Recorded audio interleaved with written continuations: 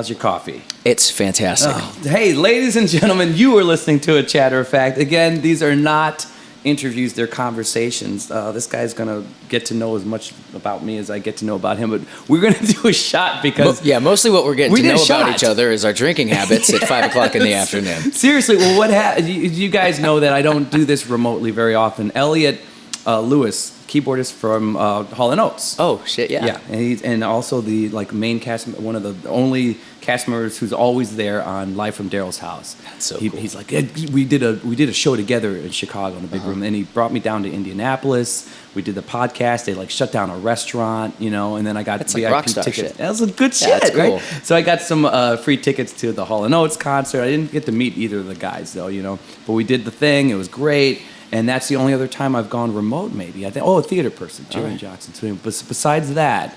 Well, then I feel particularly honored that you made the effort. Holy shit! This poor gentleman, we had to meet 17 hours ago, and I get here, and... But Robby's stressing out because he's feeling late, and I'm like, I haven't done shit all day. I have nothing to do all day. So you're all right. And I'm just...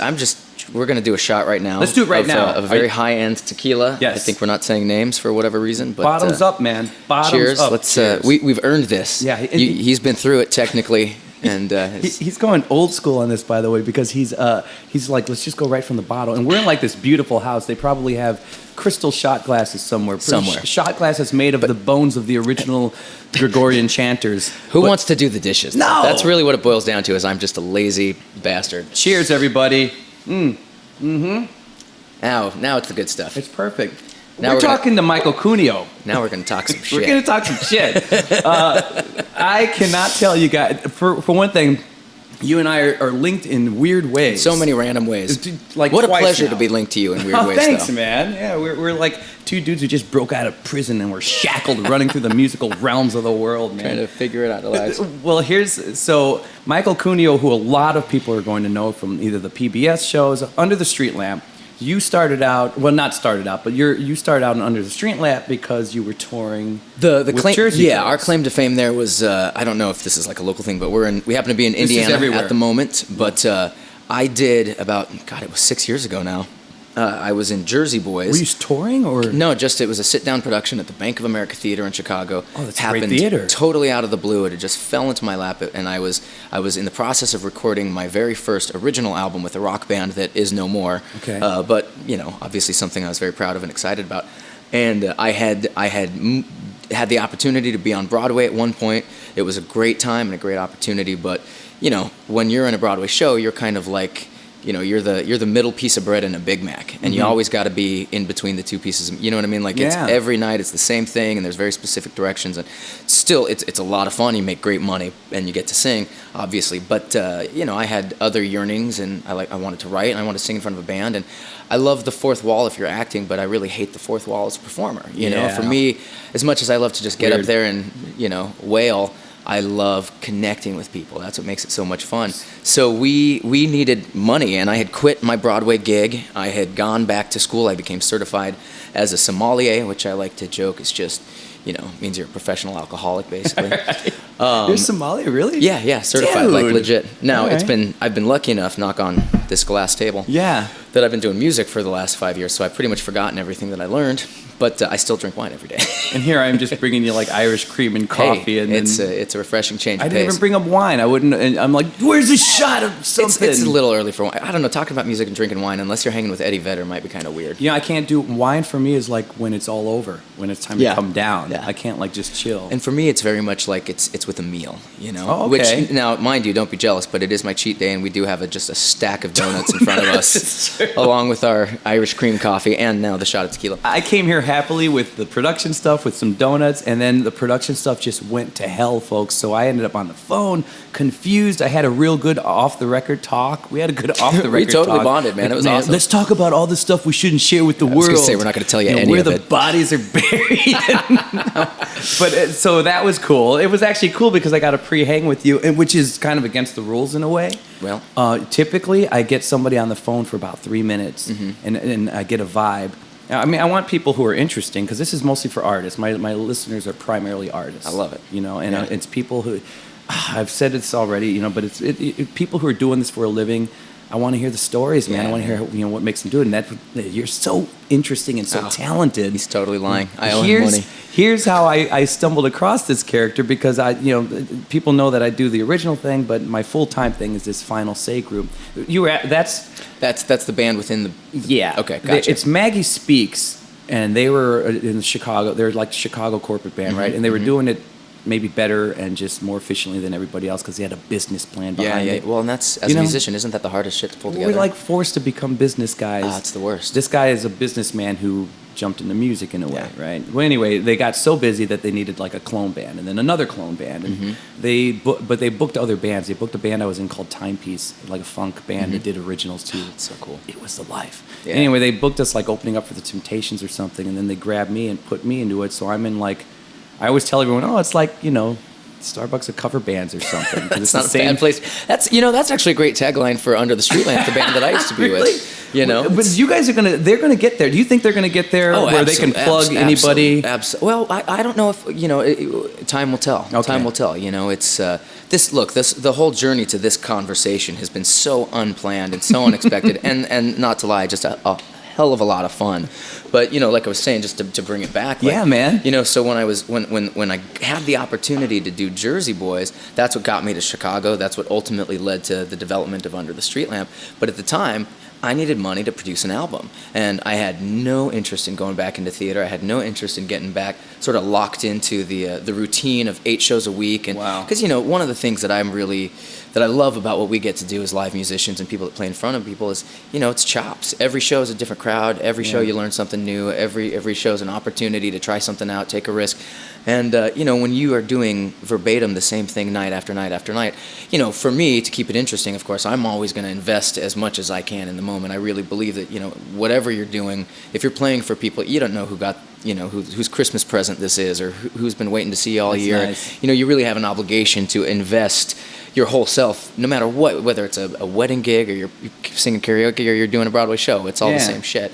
But yeah, so for the Jersey Boys thing, I saw dollar signs. I knew this is a solid gig, it's real money, and it was going to get, and in fact, what I was able to do, now granted, I don't have any of that money anymore, but it did allow me to produce not 1 but 2 albums for my original rock band, which sadly is no more, but man, what a hell of a learning experience. You were using the Jersey Boys music to fund I was just basically, I was living cheap, saving everything I could, and then I would, like on the weekends, on a Broadway schedule, depending on how lucky you are, if you only have 1 show on Sunday, then you have Monday off. So I would I would fly to New York on a Sunday night after 8 shows, go straight to the studio, spend Sunday night, Monday in the studio, then fly back to Chicago on Tuesday. Well, because we had just started tracking our album when I got this gig, and it was like, man, do I do this? Because I know what a commitment's going to be, but think of what we could do with the money and all that stuff. So it really, and then while Jersey Boys was happening, there was sort of a D-list celebrity kind of thing that came along with it, and we had these opportunities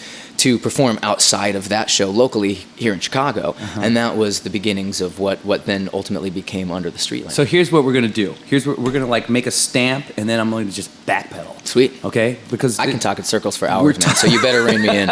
You're on the right show. You have no idea. Half of your listeners are already either asleep, passed out, or have changed the channel. They're like, get to the point. You have no idea. That's what this show's all about. It's totally. We start here and then we round about and then we come back. It's totally like I like jeans that are comfortable, and then all of a sudden you're just like, oh, if I could do it in a pool, that would be awesome. And then it comes back to comfy jeans. Seriously, jeans though. Yeah, and that's what the show's all about. Nice. You're at home, dude.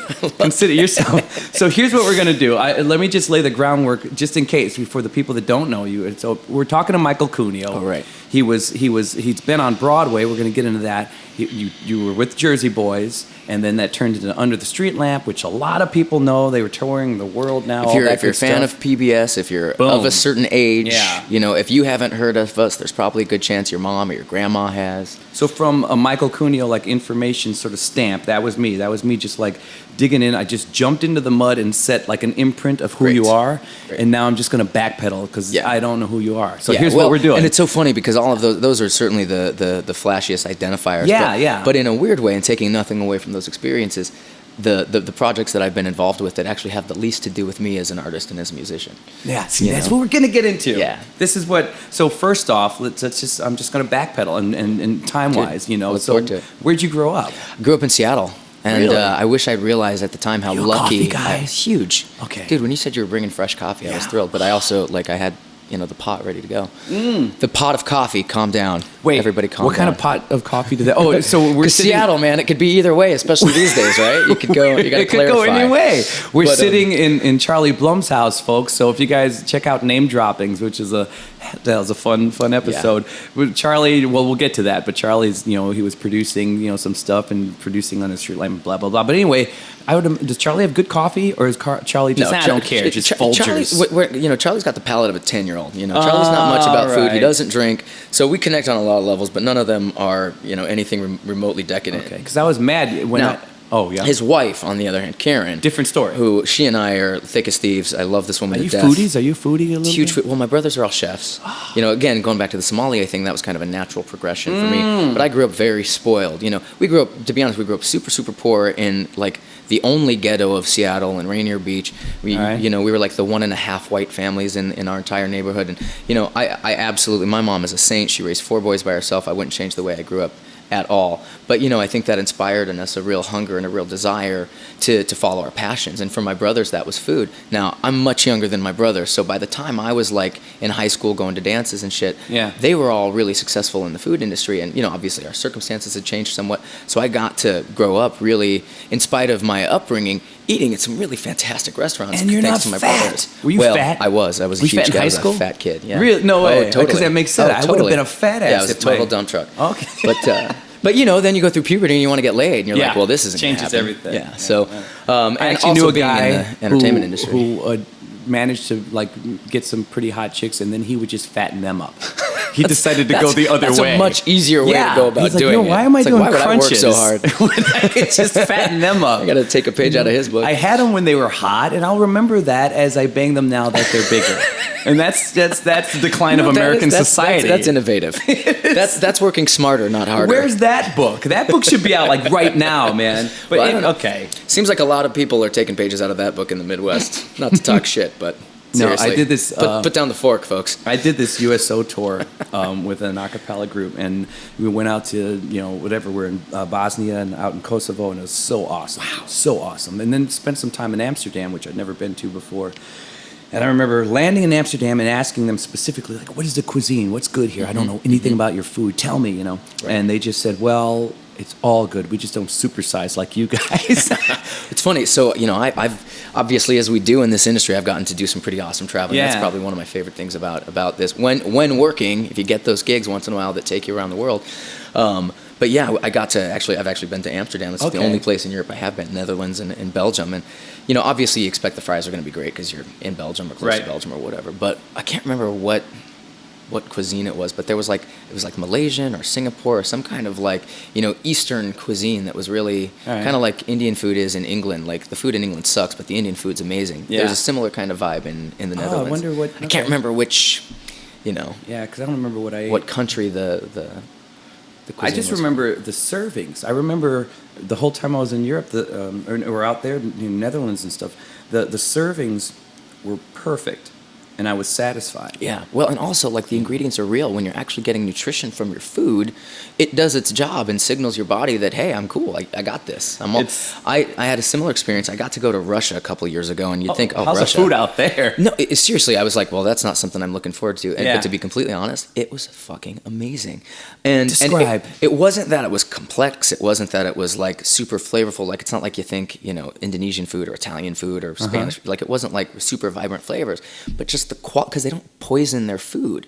So you have a potato and it tastes unlike any potato you've ever had. You take a tomato, you can eat it like an apple. And I made the mistake of telling my mom that I'd had the best beef stroganoff I'd ever had in my life, and till then I'd only had hers, and she did not take it well. And Mom, your stroganoff is still awesome, but, you know, when you go to the source, it was amazing. What did she have another kind of cuisine that she was proud of? Maybe like lasagna? Or? Well, yeah, you know, we're Italian and Irish and German, but that's so this is kind of funny.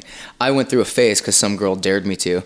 I decided in high school, we make really important decisions about our lives when we're in high school. I thought, I'm going to be a vegetarian. What the hell?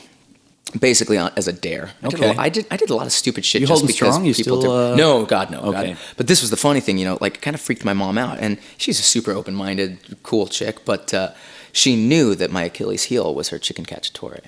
And about, every 6 weeks, maybe a month. And before then, it was always a special occasion thing. It takes forever to make. What's Mom's name? Eileen. Oh. Nice. But so I noticed once I was being vegetarian, she was generally supportive, but she was also a little suspect. And sure enough, every so often, chicken cacciatore would just start showing up in our house, and if I'm going to be honest with you, I could never resist, which is exactly why she did it. It's just you blew my mind I would because just break down. People don't always talk about like their home cooked stroganoff, and that was like one of my mom's go-tos. That was like that's my favorite dish that my mom made. I don't know very many people that know it. No. It seems like it was a very like our parents' generation kind of dish. Yeah, but I mean we're not even Italian, so it's even stranger. Well, yeah, and it's not an Italian dish. I mean, it's not stroganoff. I think it's I don't know. Traditionally considered Russian or something. Is it? Anyway, okay. fascinating. Stroganoff. Yeah, sure. Yeah. All right, I'll take that. Yeah, all right. Hey, well, dude, that's just see we're bonding. That's right. So anyway, I grew up in Seattle, and the whole time I wanted to get out of it, and I came up. I just missed the grunge period, but at the time I was listening to soul music, and so I didn't really like even discover. What kind of soul music? Like all. Well, I started honestly like really my gateway drug was Aretha Franklin, and this is actually a really cool story. I'd really gotten into her. I started singing when I was very very young, and I sang with the professional boys choir, and I got to go to Australia and tour the world, sing for some cool people when I was very young. Nice. And the guy who ran it, my mentor, the artistic director, was just a badass motherfucker, and there's no other way to say it. But he had, once your voice changes, it's like, well, you've got this incredible musical education, you've gotten all of this like world-class performing experience. Where the fuck do you go with that? And so he put together this program for like the teenagers that were still either showed an aptitude in music or interested in pursuing it, and essentially formed just a really badass cover band with about 20 local kids who had all gone through this really incredible program. Stylistically, what you guys were doing? The funny thing is, if anybody talking about Under the Streetlamp, it was a lot of that stuff because obviously we're doing he would pick a theme and then we would do all the music of that era. Whether it was the first one that I did when I was 12 or 13.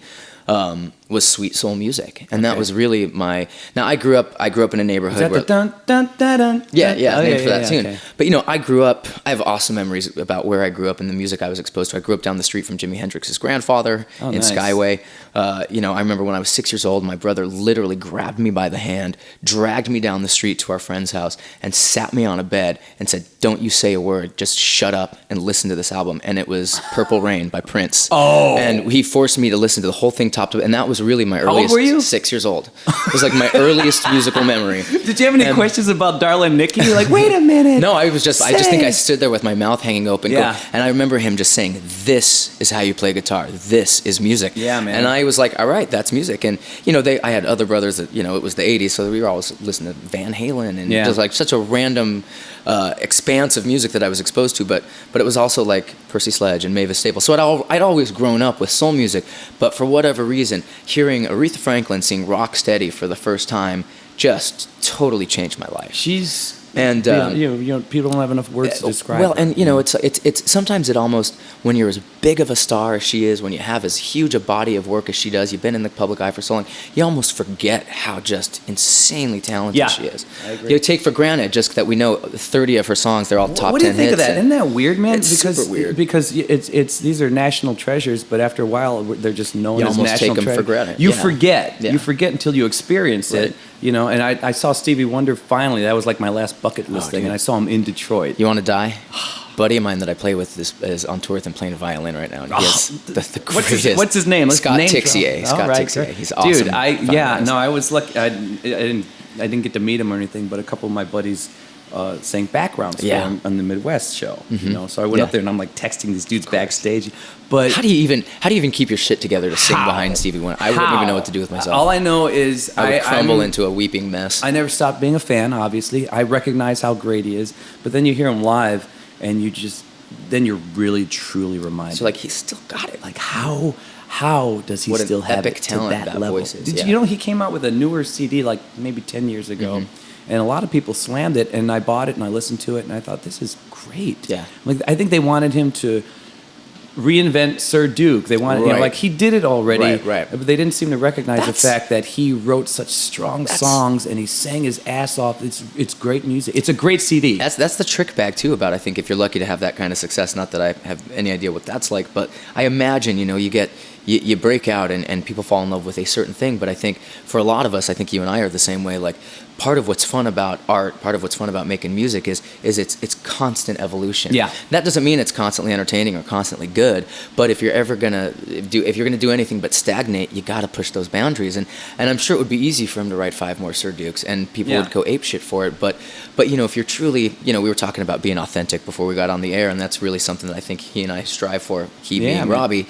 But it's awesome. Obviously, how great to be Stevie Wonder, and I'm sure he can afford to have an album that doesn't sell 1 million copies. Yes. He's doing just fine. But what a credit to him, and obviously the artist that he continues to be, because you don't think about people like Stevie Wonder. You don't think about them like needing to grow. Right. Well, and I think it's even something we all strive to be as good as he was 50 years ago, let alone now.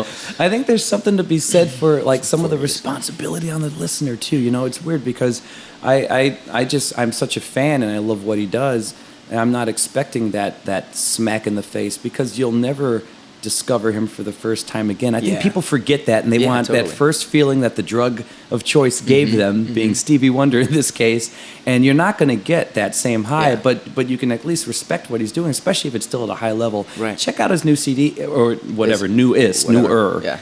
It was at such a high level. We were talking about Hall & Oates and that whole thing. I'm a fan of theirs, and I think somewhere when they hit the height, with Sony Records or whoever they were with, they just dropped off. They're like, we've had enough. Yeah. It's the rat race of pop world. We don't want it anymore. And then nobody, not except for their true fans, not a lot of people know the fact that they actually kept recording independent stuff. And I had no idea. Yeah, it's the crazy. first thing that they did like 9 years later or something. I found it. I checked it out. Wow. Well, great, and I didn't care that they're not going to make Sarah smile again. Sure. It was strong music. I'm a fan, and they actually went more soulful with it because they didn't care like what's going on. It's not trying to be on the radio. They're having fun. And look, things happen in a moment in time. One minute this is happening. I was saying, I grew up. I just missed the grunge period, and like I said, my head was I was buried in an entirely different genre. I missed out on it. Yeah. Discovered it years later, and I love Soundgarden. I appreciate all that shit. Okay. But there are moments of time for music too, and I think you look at their body of hits, and that definitely lives in the 80s, and that's the thing, and it's a certain sound. But people, like you said, people go see a show, they want to hear the hits. I've told this story before. Like during the 80s, for some reason, I ran to old soul music because my dad was a player and all this stuff, and I just thought, well, this is what I want to hear. This is like you're going in. That's like an Apple. It's like an Apple thing. We're going into the Doughnuts. Can I tell you a secret? This is just since we're talking about life. Yeah. So growing up in Seattle, I used to take public transportation in school when I was a kid. 7 years old, whatever, I'd take the bus. Okay. But because I was 7 years old and in my infinite responsibility, I would take my lunch money, and rather than buy lunch with it, there was a Dunkin' Donuts about 2 blocks away from the school that I went to, and they had these fucking this apple exact filled, thing. Yeah, it was like they called it an apple crunch donut at the time. And that was. I just brought you back. The fast track to diabetes started. Oh man, I feel good. But this is imprint in time here, man. Seriously. All right. I hope you guys are having half as much fun as we are. We have booze and donuts. This is just middle of the day on a Monday. Yeah, this is like a safe house, man. Anything can happen outside. We have booze and donuts. Oh, but yeah, it's weird. I've been loving what guys like Stevie Wonder and what Hall & Oates have done since they don't have to be hit makers, Right.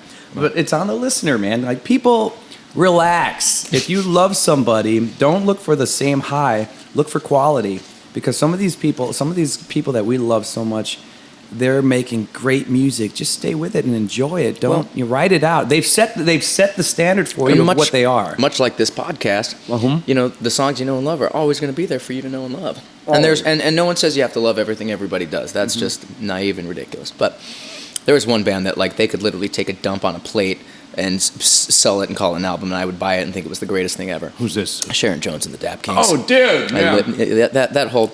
I'm just like I am such a zombie fangirl 14-year-old. Sample you. I'm gonna shackle you down if you don't watch Live from Daryl's House, because she's a guest. That's the one I saw. Oh, that's right. And it's so funny because, just a little plug, I just released my first solo album. I'm very proud of it. Boom. Wait, what's it called? Very much inspired by the Daptone school of making music. What's the name of the CD? It's called Back Alley Soul. Can they find your CD they everywhere? Sure can. They Michael can find Cunio, Cuneo I-O. Back I-O. That's right. Son of a bitch. EO Cunio is a city in northern Italy. Oh, really? Io is my last name. All right, so what, Michael Cunio, Cunio. Just Google Cunio. I'm kind of doing the share thing because there's a lot of Michaels out there. Nice. Are you going by Cunio? Just Cunio. But that's also, that. it's kind of Bon Jovi because like the whole band is called Cunio and there's like 9 awesome guys in the band and nobody could think of a name, so we were just like, just use your last name. And for me, like being just a vain motherfucker, I was like, yeah, let's just use my name. Call my name. Put my face on the drum bass on the bass head. But yes, so say the name of the CD again, dude. Back Alley Soul. Back Alley Soul. Go Cunio. get it. You know what? Everybody press. We haven't gotten into like how great of a singer the guy is, but this guy,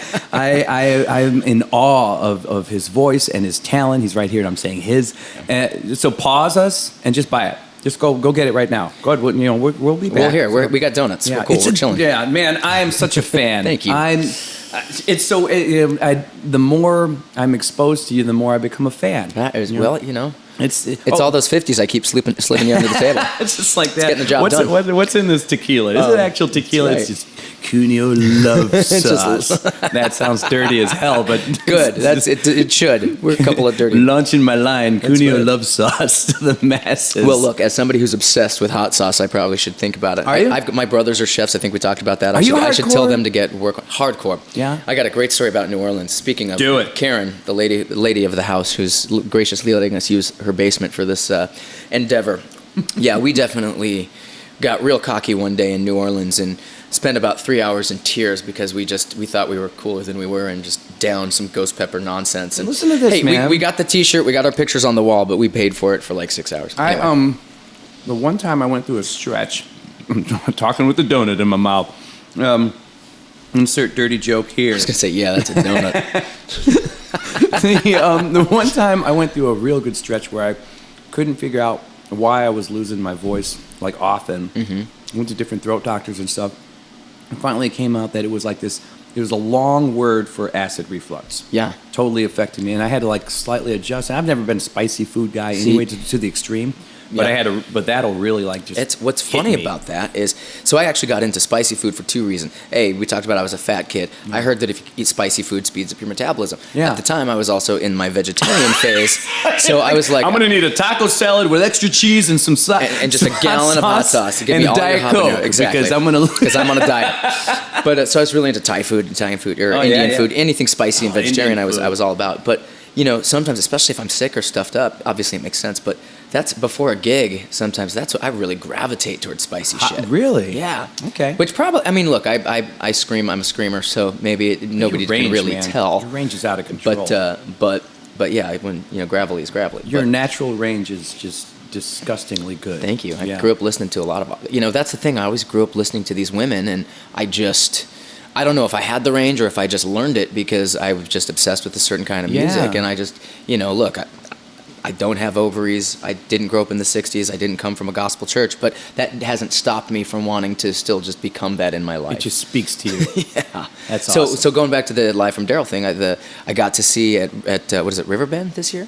Got to see the Tedeschi Trucks Band and Sharon Jones, and it was just a killing set. But one of the songs they closed with is the second tune on my album, just a killer version of Tell Mama. I do the original. Clarence Carter wrote the tune, and it was initially titled Tell Daddy. And when they were at Muscle Shoals, and Clarence Carter was one of the guys that recorded there, they brought Etta James down there, and they gave her the tune and just changed the word to Mama. And she actually had a huge hit with it. And then I think Janis Joplin covered it, and now Sharon Jones and Susan Tedeschi do it in their version of it. It just sucks because I recorded this album before I'd ever got to see their tour. Knew that obviously similar wheelhouse. I'm inspired by the same kind of music I assume that they're inspired by. But sure, it's just so heartbreaking when you're so proud of something and then you just see somebody else so effortlessly do something just a million times better without even trying. Is it bad or is it good, right? It's not to undercut, I think we do a solid version of it, but it was just like, God damn it. Yeah. All I felt like saying was like, I know that I recorded this before they started playing. And now it's like, I can never play that live. People have ever seen that. Somebody told me that because I didn't notice her too recently, that she wasn't successful 20 years ago. She's a huge inspiration to me for that. And people thought, reason. They just assume because she's not 25. Yeah, and that's a beautiful thing. Well, in her story, look, I'm like I said, there are very few people I go just full tilt fangirl on, and she's definitely the one.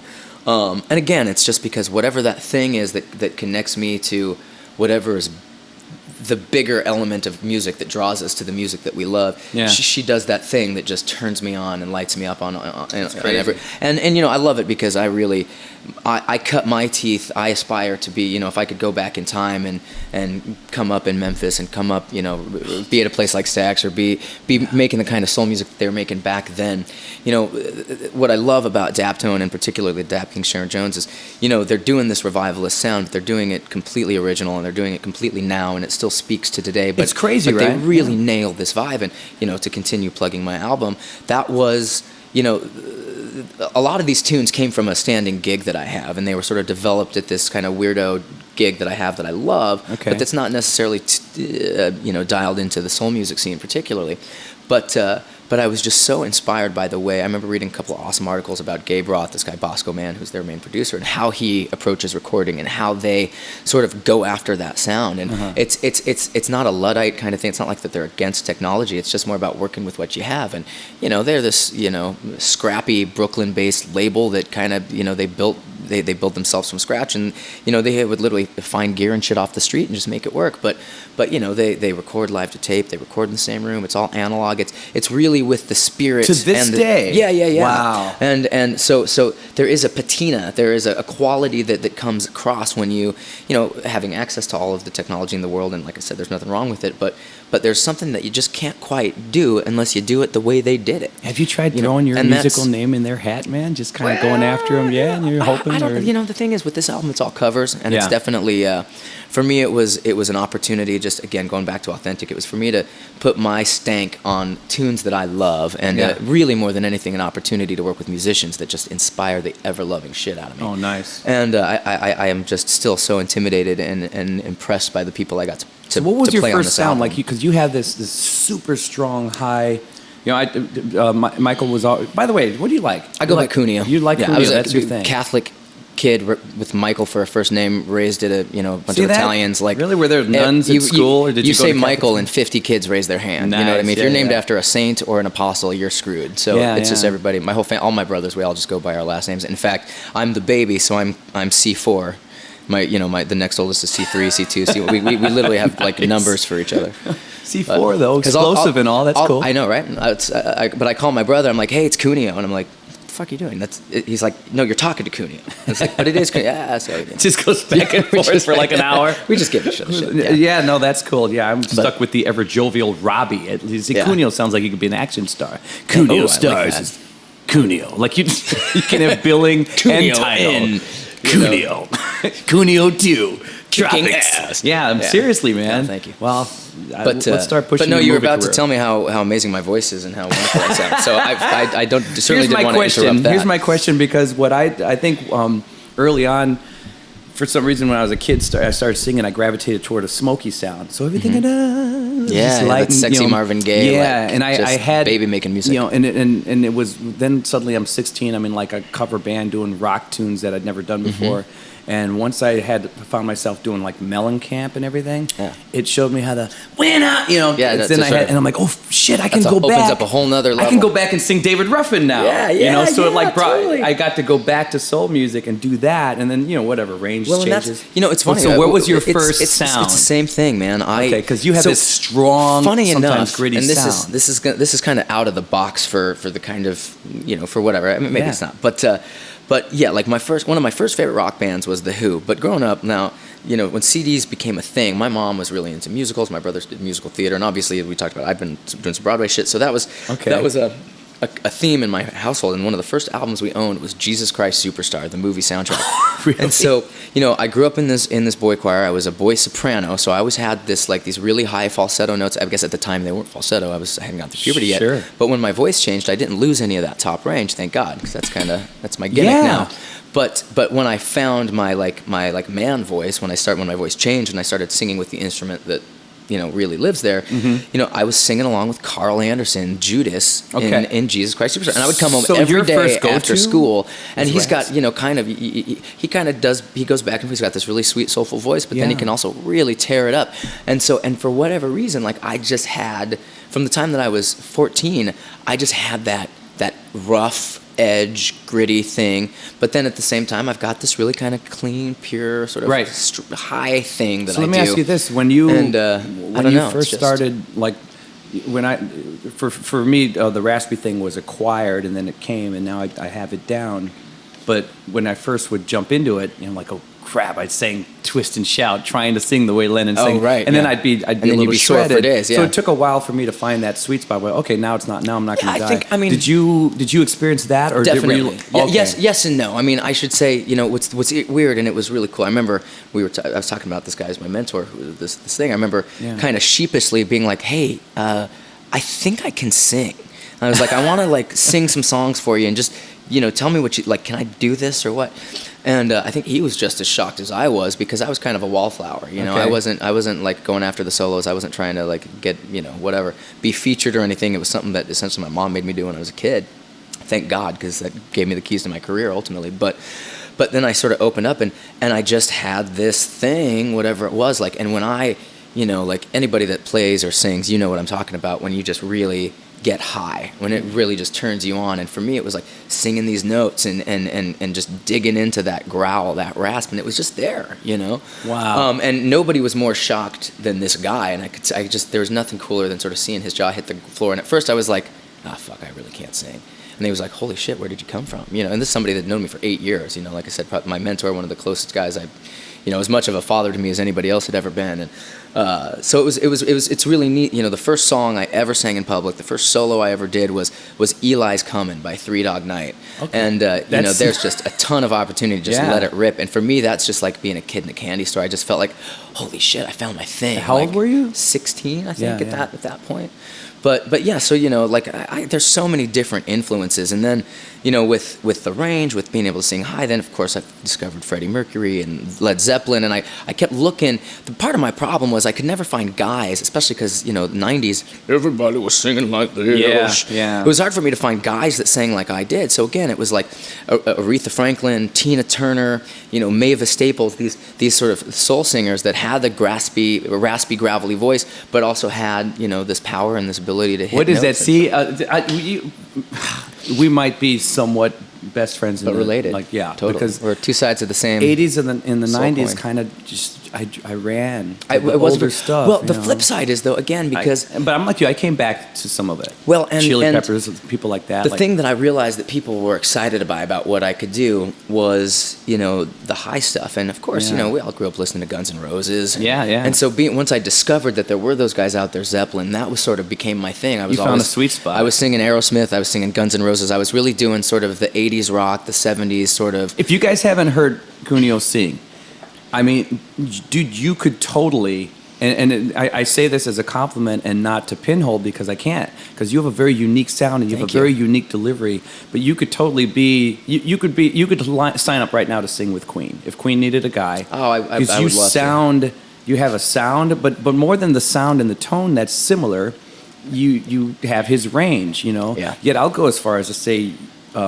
Your control. You have this has to be the Aretha thing. You have a soulful control to you, and you make these choices that make it even more interesting than his realm. And for his realm, he was working in his realm. It's interesting, and that's what I like about your sound. First of all, this guy is just totally no. If my knob, and it's the greatest thing Aretha ever. banged Freddie Mercury, you're that voice. That's now the second best or the best review I've ever gotten. Okay, I'm saying for sure. Somebody once said, and I'm totally I sound like an arrogant prick right now, but I didn't say it, so I'm gonna repeat it. Doughnuts and Irish cream talking. That's right. But somebody once said I was the demon spawn of Freddie Mercury and Janis Joplin, and to this day I think that's the highest compliment I've ever been paid. I'm telling you, I'm seeing an Aretha thing because Janis and Freddie live too closely together in a way, maybe in essence. One of the things that threw me, and this was always, again, just growing up, always singing live, always playing live, and always having that expectation. Yeah. Like this wasn't, Britney Spears, people lip syncing, like I didn't get the concept for a really long time that because I didn't start going to see concerts until I was in my teen years,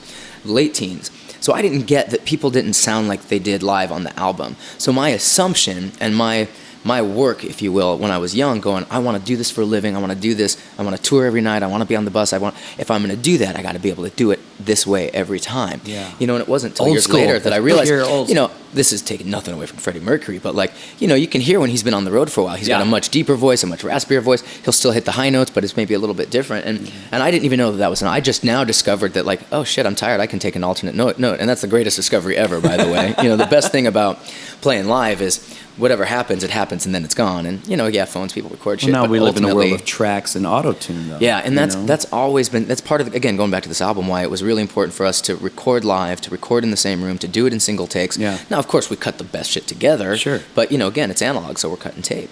But for me, it's always been a real, like, the thing that I look to people, like, are you the real deal or not, or can they deliver live, you know? And it doesn't mean doing exactly the same thing, but do you do what you've sold me on the radio? Can you give that to me in some way live? I was disappointed a lot with a lot of artists. Yeah, but now let me be honest, and, you know, look, say what you will about them, you know, one band that really does that in spades that I was just blown away by the first time I saw them, and to be frank, I wasn't a fan of theirs until after I saw them live, was Aerosmith. And Steven Tyler, for as much as he's this sort of celebrity, I saw him in 2004 at some whatever the arena in downtown LA is, and I was just blown away. Wow. And as a guy that is kind of a screamer and sings high, I was just really thrilled to see a guy at his age still hitting those high notes. Because, you know, like anybody, I would love to not have to do this for the rest of my life, but I love it so much. I look at somebody like Tony Bennett, I want to be able to play shows till I'm 89, just like that fucker. You know, that's living the life. I remember being in, you know, whatever, like visiting a girlfriend in college and seeing this guy. I wish I could remember his name because he was very good. But anyway, he was up there on stage. It was a big, you know, IU thing, an Indie Little 500 they called it, and guy was killing it. And I remember him saying, like, "And you guys live right, do your thing too. You know, I'm 32 years old and doing it." And I remember thinking, like, "Oh my God, he's so old. Like, isn't that sad? No one's gonna want to see me at 32 fronting a band. You know, I'm older than 32 now. Can I tell you now. something though? I didn't even feel like I knew who I was as a vocalist until I was 32 or 33. Yeah. Even like, and this is, I think all of us have similar stories. You know, when you're a kid, you're into one thing, so that's the thing you do for a while, and then that opens up to something else, and then you're really into that for a while. And at a certain point, you look back and you go, all of these things inform me. All of these things have found a place in terms of, you know, they inform my sense of self and how I express. That's what makes you an original artist too, because I think some people just live. I know certain people who are like, "Oh man, I'm all into Elvis, and everything the guy does is Elvis," and and I'm like, well, where are you? Well, and that's, you know, and that's what makes you an artist. That, you know, by grabbing all, just I think the best artist in the world is a person who lets himself become a mutt of their experiences and their loves. Well, and you find yourself within that, because I think we all, again, as any young artist or young performer coming up, you do what you see other people do. So there's a period of appropriation that's always happening that informs who you become. But then you start to get some chops, and then you start to take some risks, and then you start to find your own identity, and that's something that's, you know, it's interesting because I've sung in heavy metal bands, I've sung in hard rock bands, I've sung soul music, I've done Broadway music, like I've done classical music, like I've done a little bit of everything, depending on what the gig has required. And, you know, it's interesting now going back to, I'll listen to old recordings of myself going like, oh, I'm trying to sound like a Broadway guy here. Or, oh, I'm trying to sound like Axl Rose here. Oh, I'm trying to sound like, you know, Jimmy Ruffin or Percy Sledge here.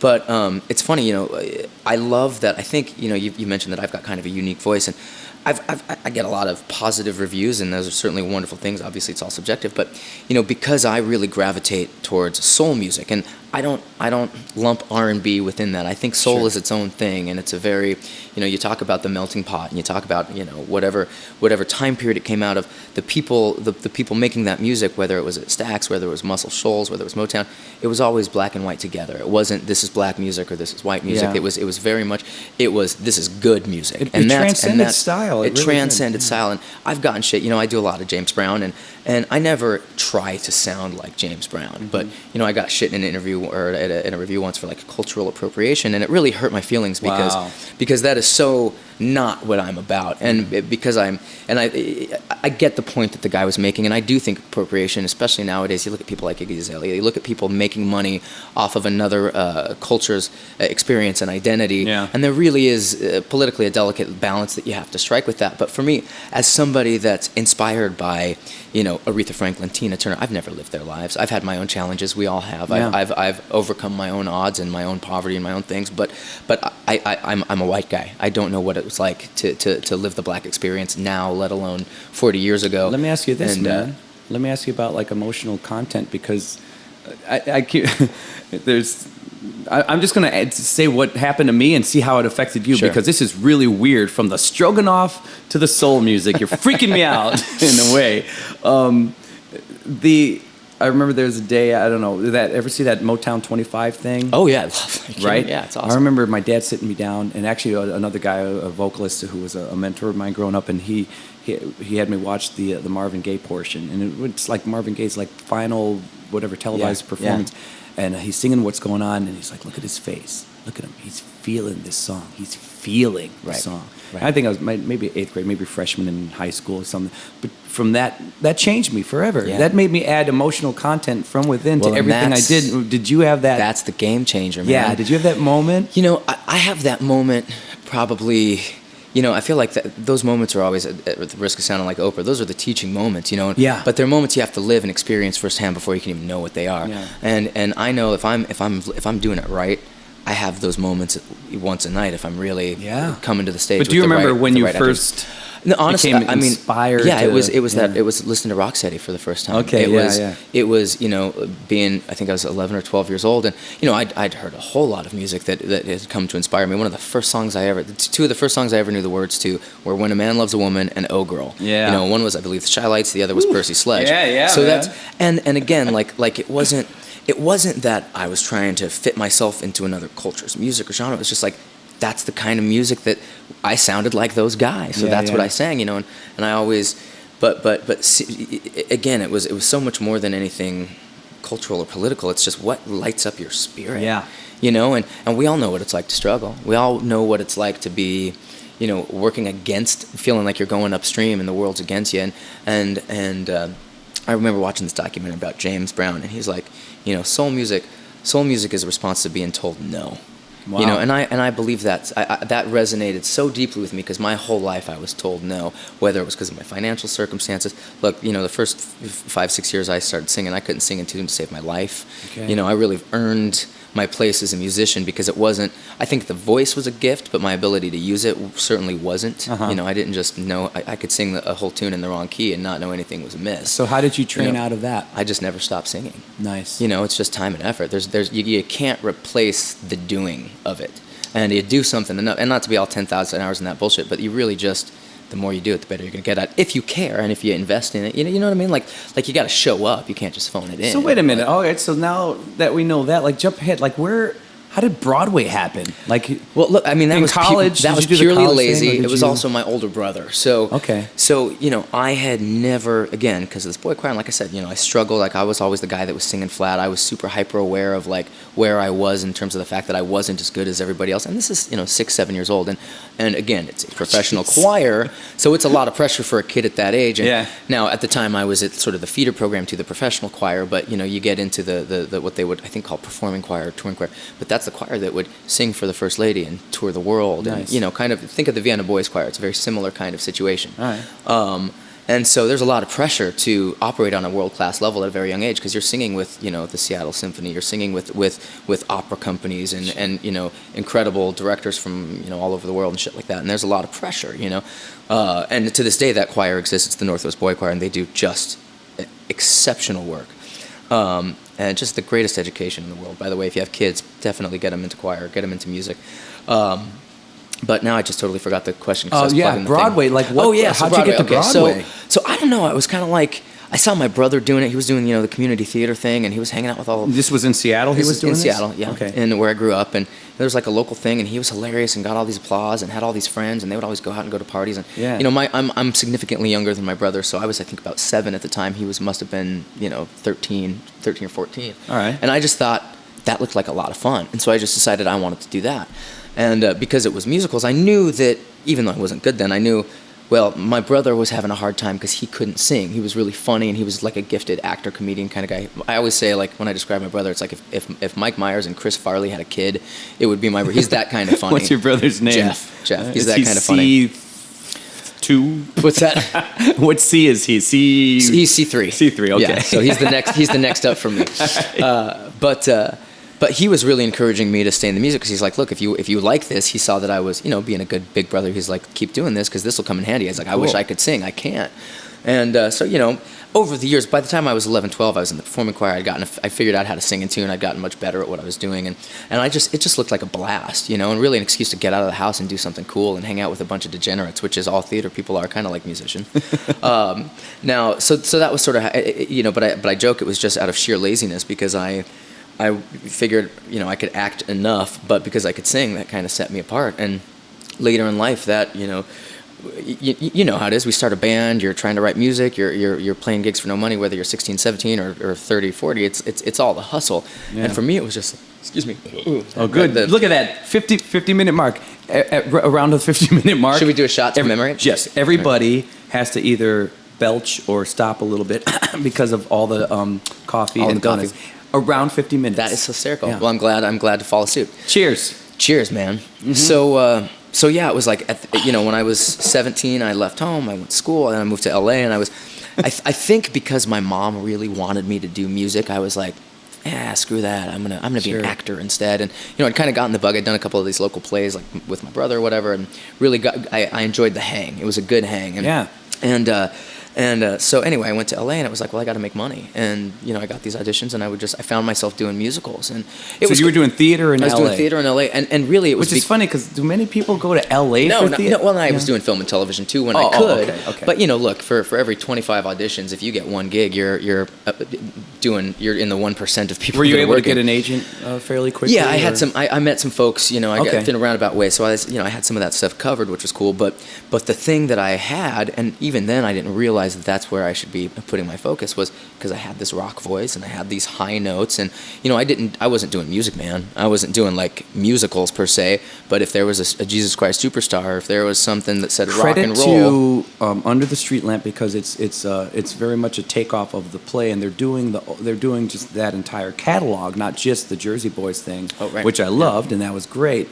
But there's also a presentation which I think people will love and enjoy always, because it's very much... I looked at it as if the Jersey Boys stepped right off the stage and started a band, and we're going to play some other stuff too, and it was great. That's kind of what now, along those lines, though, every time you would sing a lead, it spoke to a different place, because I still considered Under the Streetlamp very much a theatrical band in a way, in a good way. I mean this all in a good way. Yeah, no, it's a variety show, and it was look, I had some of the best memories of my life. But when you sang, the 5 years that I was in Streetlamp, but I sang, it was different. It was thank you. It was this is a band guy, because it was pitchy. Because I was rushing. Well, he had a bottle of Jack Daniels. No, because there's a different.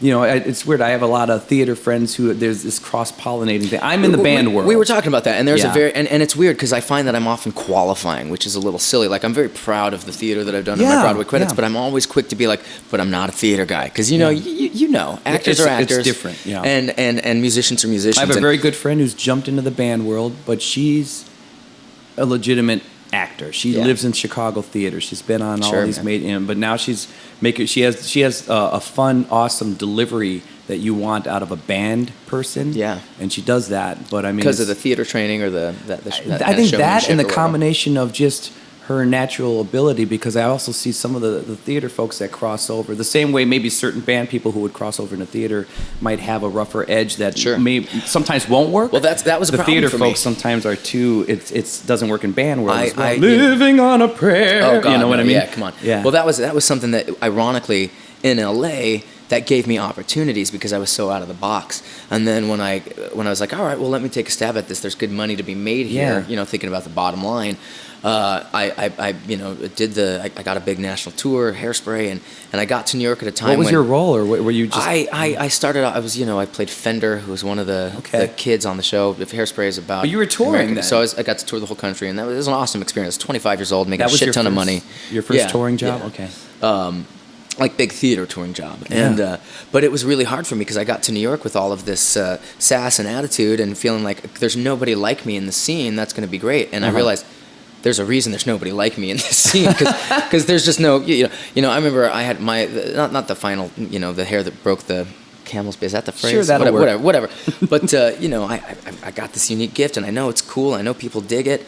But I was always kind of confused because I would go in for these things, and they'd say, "Oh, they want a rock singer, or they want this," and I would give them "Sweet Child of Mine" or "Dream On," and just nail it. And they would always look at me like I had three heads, and because they didn't really want a rock singer.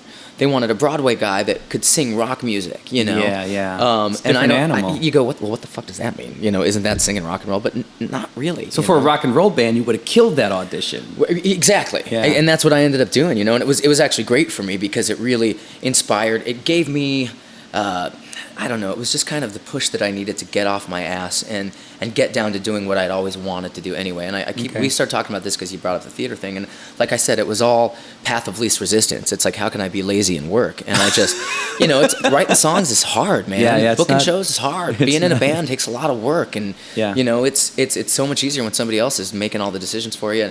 But I realized, the creative soul in me was just bored to death. Yeah. And we talked about this a little bit before. It's like, you're a Big Mac. You got to be the same thing every night the same way, and there's that fourth wall. You don't have the opportunity to connect, and I think it's an incredible art form, and I think it truly has informed, given me a lot of tools to pull from as a front man, if you will. Yeah. But without having had that experience, I would have never had the desire of whether it's being frustrated, whether wanting to be creatively stimulated in different ways, whether it's being knowing that I had a thing, but also like being told no all the time. That's that forces you to make some choices. And there's something to be said for even I guess just who you are, because it's the band world versus the theater world or whatever. They're such great disciplines, and totally. So it's not even about one being better than the other so much as it's what speaks to you and what are you. And you can tell like there's a specific personality of a person that's drawn to theater. Yeah. And I think musicians are similarly. We're kind of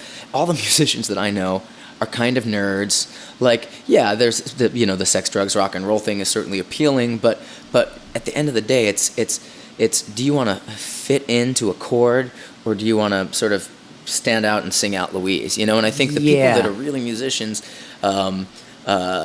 there's that group aspect. There's that sound, there's that element of making music with other people and finding where you fit in, and having that experience that raises your hair when you're just all buzzing together, when you're all just resonating in a way. Well, and then creating what you're doing. I mean, you can't, whether it's you're doing an original thing and you're creating, you're actually creating the play that you were in, so to speak, Mm-hmm. And even if you haven't written it, if you're in the right kind of band, you're changing shit right on stage. Yeah. It's so, I'm in some, I work in cover bands where you don't get to change much of anything, mm-hmm. Which can also translate into, it's my run, I guess, Yeah. But there's something about being in a band that is going to roll with you, and you guys can be like water, and you can just be formless. This is awesome. You're gonna dig this. So one of my gigs right now that I just love, and like it doesn't pay me a lot of money. It's not making me famous or anything, but it's just talk about building chops and the opportunity to do everything that you're saying. So I have a residency. I gig at this place in the Bowery in New York City called Duane Park, and it's Duane Park.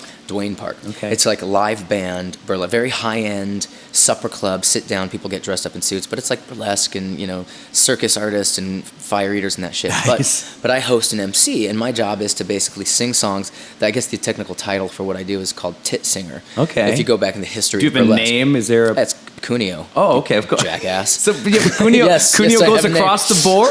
It's my name. Okay. It's not a character. I'm just. Oh, the guy. you're not dressed up. I'm just the guy that hosts the show. Oh, I see. But the musician. And after it's been like an hour, and you are. What's your name, dude? But I have a guy who does something similar to that. One of my first guests, and he had like a weird. I can't remember. It was like a weird, like a stage name. Yeah, Vicky Vagina or something. I'm like, okay, that's who he is. I think I know her. That's who. She's very flexible. That's who Vicky is. Vicky Vagina on Mondays. So when you said burlesque, I'm like, oh, so are you like a character? Right. Obviously no, not. I'm giving you shit there, but what's cool is the band is made up of people just like us. It's all the guys that like when they're not off, in New York picking up a gig at this place, they're on the road with Jill Scott, or they're playing with the Roots, or they're touring with Stevie Wonder, And so I get to play with the greatest musicians in New York City.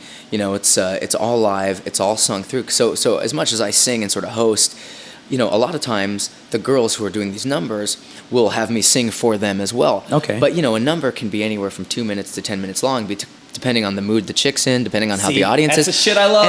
And so as usually on a if it's a Saturday night, we have 6 musicians and me, and we're just passing the ball all over the place, and we get it's never the same thing twice. We're what do you making do? it up as we go. Like, yeah, musically, is it when you say making it it's up as we go? blast. Are you doing a song and then vamping? Let's say we're doing "Spell on You" or "Summertime," Sure. or just take a blues tune and "The Thrill Is Gone" or whatever. Yeah. Or there's people give us requests like sometimes it's a Black Keys tune or they want to do this Pink song or whatever it is.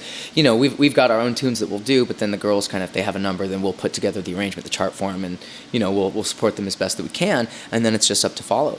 People show up with charts to this thing? Or No. When They say sign this is the on? song that we want to do. Oh, okay. I work with this amazing musician who I got to give a shout out to. His name's Jesse Elder. He did all the arrangements on my fantastic album that I'm very proud of. But he is our band leader at this gig, and he just comes up. He'll do head arrangements on the spot, and he's somebody that when he gets bored for fun, he'll chart all the harmonies in like a Queen tune and bang it out in like 20 minutes. I gotta go to this gig, Beautiful man. handwritten, sort of lead you get sheets to and do stuff like that.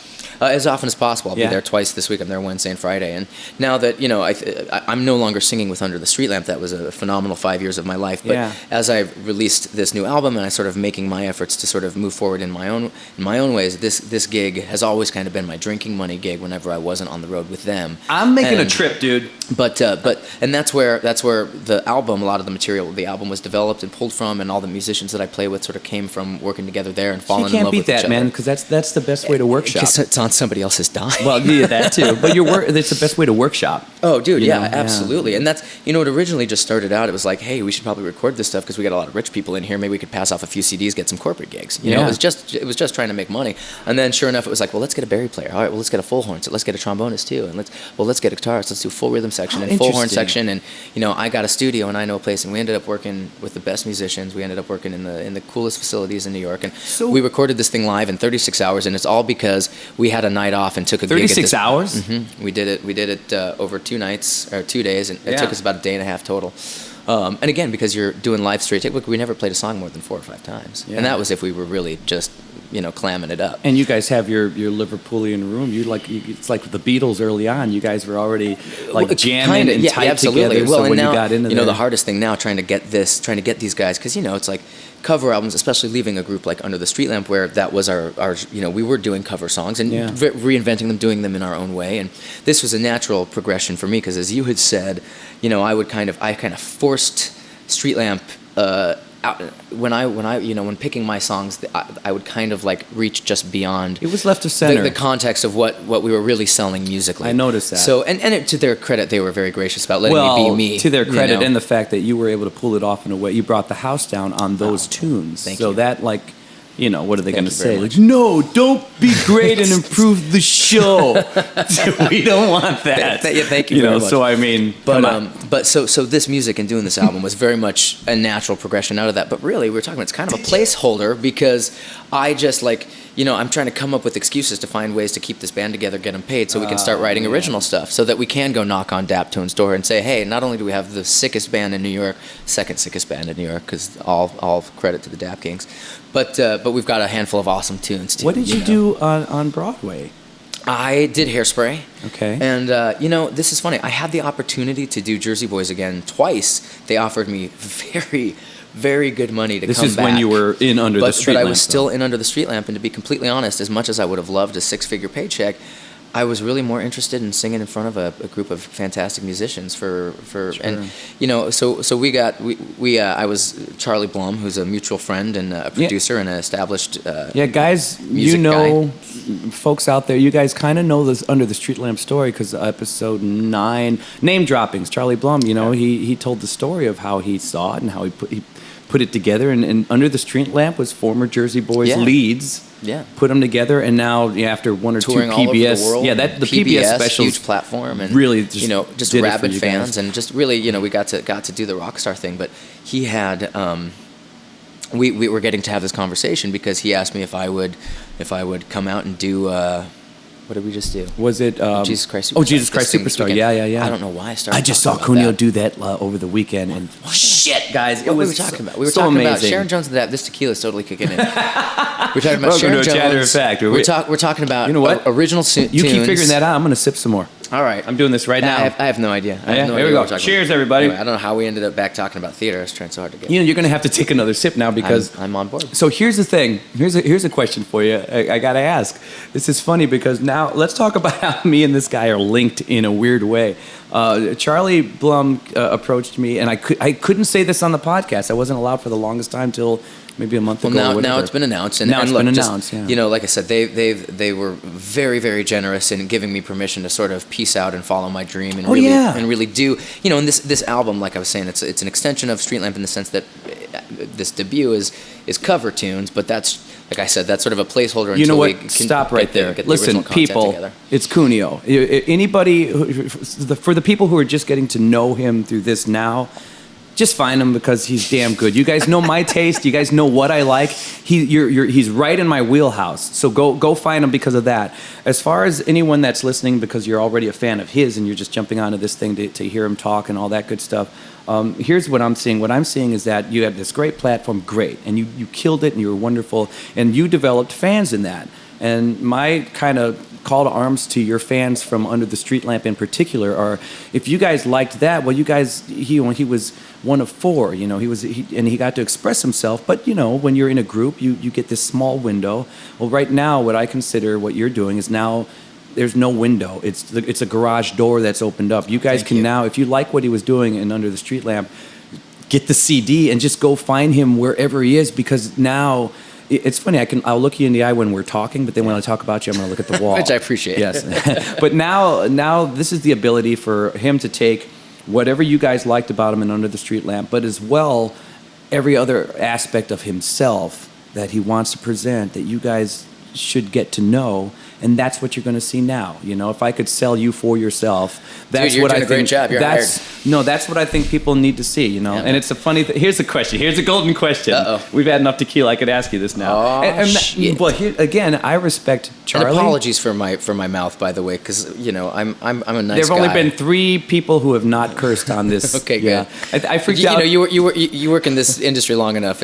I freaked out some of my fans because the people who see me locally. I started out in radio. I used to be on Danny Bonaducci's show in Chicago. Kidding. Yeah, and I just did little comedy bits and stuff like that. And Fart you're noises. trained to not curse. Not swear, right. So because of that, that's crossed over to my show. So oddly enough, it's not very often that I'll say shit or anything in my show, even though that's how I talk. Well, I tend to be very good about it because, again, you know, a lot of my fans are a little bit more conservative and a little whatever, but that's just a testament to how easy it is to sit here and chat with you. Because well, thanks, man. I've always the veil has been lifted. I've always explained like it's an adult conversation, and this is how people talk. But I knew for a fact that after episode 1, a lot of the people that come out to my shows would, you know, I said this in the first episode, was like, he's saying shit. I don't think I've ever heard him say shit before. Like, Robby's got a potty mouth. But hey, we're all grown ups. Now let's get to a grown up question. I have to ask. So Charlie Blum, who built this wonderful machine, it's great. They're killing it. They're going to continue to kill it. You know, he approached me because Cunio was going to leave, and he came after me and said, "Hey, I got this opportunity for you. Do you want to join?" And he worked it. He flew me out to Georgia and put me in a nice room. And you know, if we weren't 2 bald guys, it's kind of funny because it was almost just too perfect finding you to replace me. That was strange too. It was a little creepy. And he did say like, "Well, if Sean or one of the other guys who have this different persona were going." Be gone, but you're this kind of soul guy who can do some rock stuff, and that's who you're replacing. Shake your ass, and move your hips. And, you know. I'm like, all right, let me see this, and sure enough, you're like refined me. But then the funny thing is, I go out there and I sit down, and it did seem a little more Broadway-esque than what I would have enjoyed for myself to be a part of consistently. Yeah. And then you sang, and I thought, well. Shit. There we go. I'm like, okay, replace that guy. Like, I mean, at least that's something I can, you know. Yes. However, I have to ask, here's the golden question. Considering I was asked to jump in, and now you've graciously departed. I'm assuming another connection that you and I have is, I think, and this is nothing to slight them because I think they're brilliant. I think they're killing it, and they also seem like nice guys. I got to hang with you guys that night. And that's the thing. I'm only getting to pursue my dream because they understood, and they understood Best stepping stone. It wasn't about not loving the gig. It was about the opportunity and the need to be wholly authentic. Yeah. So I'm thinking you left for the same reason I couldn't join. You know, because when I saw it, I thought, this is really something. This is really something. But I think I'm on this path to create, and I need to do a little. Those few things that Cunio just did. I need to keep doing those and more. You want that to be the whole gig, and I'm the yeah, same and that's way. what you're doing. So it's very interesting that you left and I didn't join. It's not the standing front and center that's the part of the gig that we're talking about. No, at all. Just to make that clear. Explain what we think. But that's much like we were talking about with like Stevie Wonder and these artists. Once you have a little bit of a success, there's a level of expectation. You've got fans that are repeat customers that keep coming back. There is an expectation. They want a certain thing and they want to see it a certain way, and that's great. But again, and to their credit, these guys, I was sort of the band guy in a Broadway situation. These are the Broadway guys, so the world that they're comfortable with and familiar with is setting a show, doing it 8 times a week, showing up, delivering it, and giving the goods in a certain way every night. And the thing that I love about live music and about being in a band is exactly the opposite of that. It's every night it's a different crowd of people. It's every night it's your job to find a new way to connect and to be present in that night, no matter what your voice is sounding like, no matter whether if the audience is digging on you or not. You can't just go up there and say the joke at the same place every night. Yeah. And there are elements of that where there's kind of, and again, it's a variety show. Think Dean Martin, think Vegas, that kind of thing. And so there is, you're passing the ball, you're setting each other up, you're telling the jokes, but at a certain point, there's certainly room to discover new things, but ultimately you kind of settle into a pattern. And look, this is true of any touring act. You go see the same show 3 times, and unless you're making a point, like if it's the Dave Matthews Band and they make a point to change their set list every night or something, I don't know if that's a thing that they do, but I'm just using them as an example. Well, even soul singers or the Hall & Oates guys, or what, I mean, I do this all the time. They got the same banter, they got the same pattern. But you see some of these guys, and it does, like, I'll do my same original show until I start releasing some other stuff, and you're never going to hear it. You're going to... 80% of the song is what you want. Right. 20% is completely different. Exactly. Because I'm motivated to change. Well, and because you're feeling it a different way, and that's okay, and that's the thing. This is I don't even care if I sound like a douche.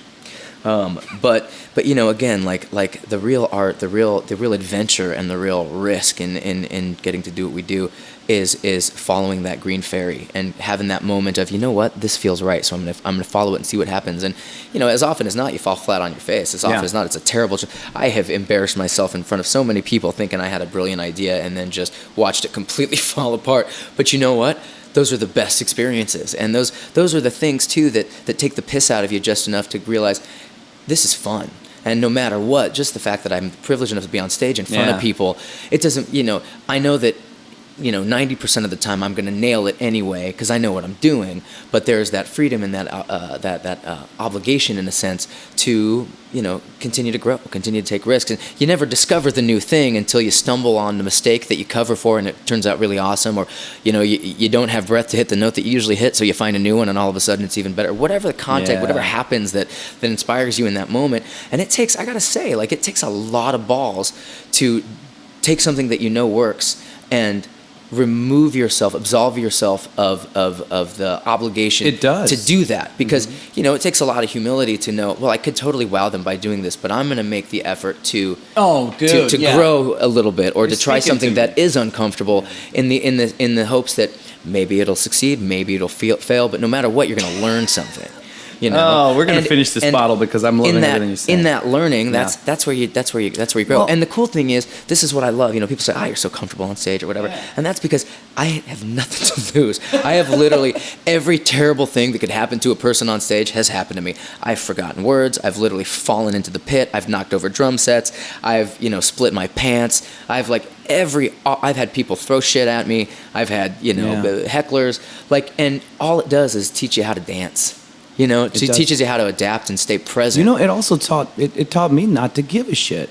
Well, you got to do it. You got to do it for the audience, but ultimately we're up there because we love it. But I mean, there's certain choices I think I find myself making that are so internalized, and people have heard me say this a million times over, but it's so my mantra. That's I'm having a party. I'm having a party up here. Totally. You are totally invited if you want to be a part of it. If you're not, 100%. I'm still going to have a blast up here. This is who I am. I would take that a step further. And, that's something I always just remind. It seems silly like that to remind yourself, but sometimes, you're doing a new tune and you're like, God, do I really know that second verse? Or you're like, whatever it is, you get, we all get nervous still. I certainly do, at least. But I always go, you know what? I'm just going to have fun no matter what happens. If I remember to have fun, whether I just totally just botch a note or make a terrible mistake, do a shitty run or, screw up the lyrics, as long as I have fun, that's what the audience is going to remember. That is what they see. You get so worried about, genuine. I got to hit that note or I got to deliver that line. They don't remember from that shit. You know what I mean? I'm skating. I don't know. Nobody's fired me yet. And honestly, I think, the audience only has as much fun as you have. And I would take it a step further and say, they only have as much fun as you tell them to have. It's true. That's something that I've learned over the years. How about those guys? Audiences want to be told how to behave in a certain way. How about those guys who can't perform unless the audience is in it? That's a big... That's a tough I one can't for stand me. it. I've worked with people like that before, and nothing makes me more mad. Because how dare you have the audacity to get up in front of a group of people and then judge the way that they're responding? If they love you or don't, it's not. You're hired to do a gig, and my feeling is, look, it sucks when the audience isn't into you. It sucks when they're all talking over. I do this really. I would like to say, it's a pretty awesome version of this Rihanna tune, "Stay." Right? It's a pop tune. It's out of my wheelhouse a little bit, but I do very much my own thing with it, and it's a quiet moment, And I've had so many times where you got like a party of 20 or a bachelorette party, and nobody gives a shit. But when people do, it's the kind of thing that it'll bring the house down if everybody's in the same mood. Yeah. But you just go, fuck it. If they're not into it, do it for the exit sign. Do it for the opportunity to have one more chance to be in front of an audience and get that much better at what you do, and have that opportunity to practice or that opportunity. You know what I mean? And it's just, if you're ever on a stage and if you're ever making $1 for being on a stage, you already know you're in the 1%. Like, you're so lucky to have a gig, to have the privilege to have the opportunity to be in front of a bunch of people that don't care that you're there. But if you find how dare you get caught up in, if you find that internal joy, then you take that frustration out of the equation, and people can't seem to get that. Like, if you want, be an artist, even if you're not. Sometimes I laugh when I'm doing the cover band thing, and you realize this is as safe as it gets. Yeah. How can I lose? Yeah. As long as we're doing it well. Everybody loves this tune. Right. But when you do something like what you're doing with the "Stay" thing in maybe a setting where they're not expecting that, or I try to do different ad-libs or just bring a different song into the mix, or preferably when I'm doing my original stuff, it's like... Just so you know, that was water, not tequila. Yeah, somebody's having a count at home. Like, it sounded like the 60th slurp. I don't know why we would slurp tequila. There's something about the artistry of it that because for me, I can't pound my chest out when I'm playing to thousands of people at some stadium with the cover band. I'm like, good, I did good at my job, and I had fun. Yeah, you showed up. But as far as like, this is the artist in me is more concerned with. I'm not impressed with that applause. I appreciate it, but if you applauded this weird thing that I did, or my original tune, or something else, of course, that's now. Now I feel like I've accomplished something. Whereas if I play a Bruno Mars song. And you do a great job. I know they're gonna love it. I didn't accomplish anything. I'm copying. I'm basically coloring in a coloring book. The lines are already there, and so when you go like a little, just when But besides that, I'm just saying that takes that crowd frustration out of your wheelhouse. When you get a little more, if you feel more accomplished from some of those smaller things that are truly of you, and then who cares? But besides that, we're all up here because we love it. So if you forget that, then you're screwed anyway. But besides that, just have fun and don't think about it. My dad said, you'll never rely on them because you never know. That is the best advice in the world. And the other thing is, it's so easy to get distracted by the people who aren't paying attention that fuck you if you cheat the 3 people that are. You forget about the dude who's bopping his head in the back of the room who's loving it. Yeah. Totally. And I'll go further than that. If nobody is, well, for that one moment, just let your soul out and do it. And then you've put something into the world that's real. You know who I love that I think just gets this so well? And to be honest, I'm not a big fan of their music, but it's Dave Grohl, man. That guy's a guru in a way. And it's crazy because talk about another person like again, I'll be honest, it's just not my style per se, but they're great songwriters and Foo Fighters are awesome. But I saw them, took a buddy of mine to see their 20th anniversary in DC, and it was just an epic 10-hour show with some of the greatest bands. But I was just riveted from the minute he came off stage to the minute it came on stage. And this was right after he'd broken his leg. He's sitting there in a big throne with his leg up. And the dude just owns the crowd.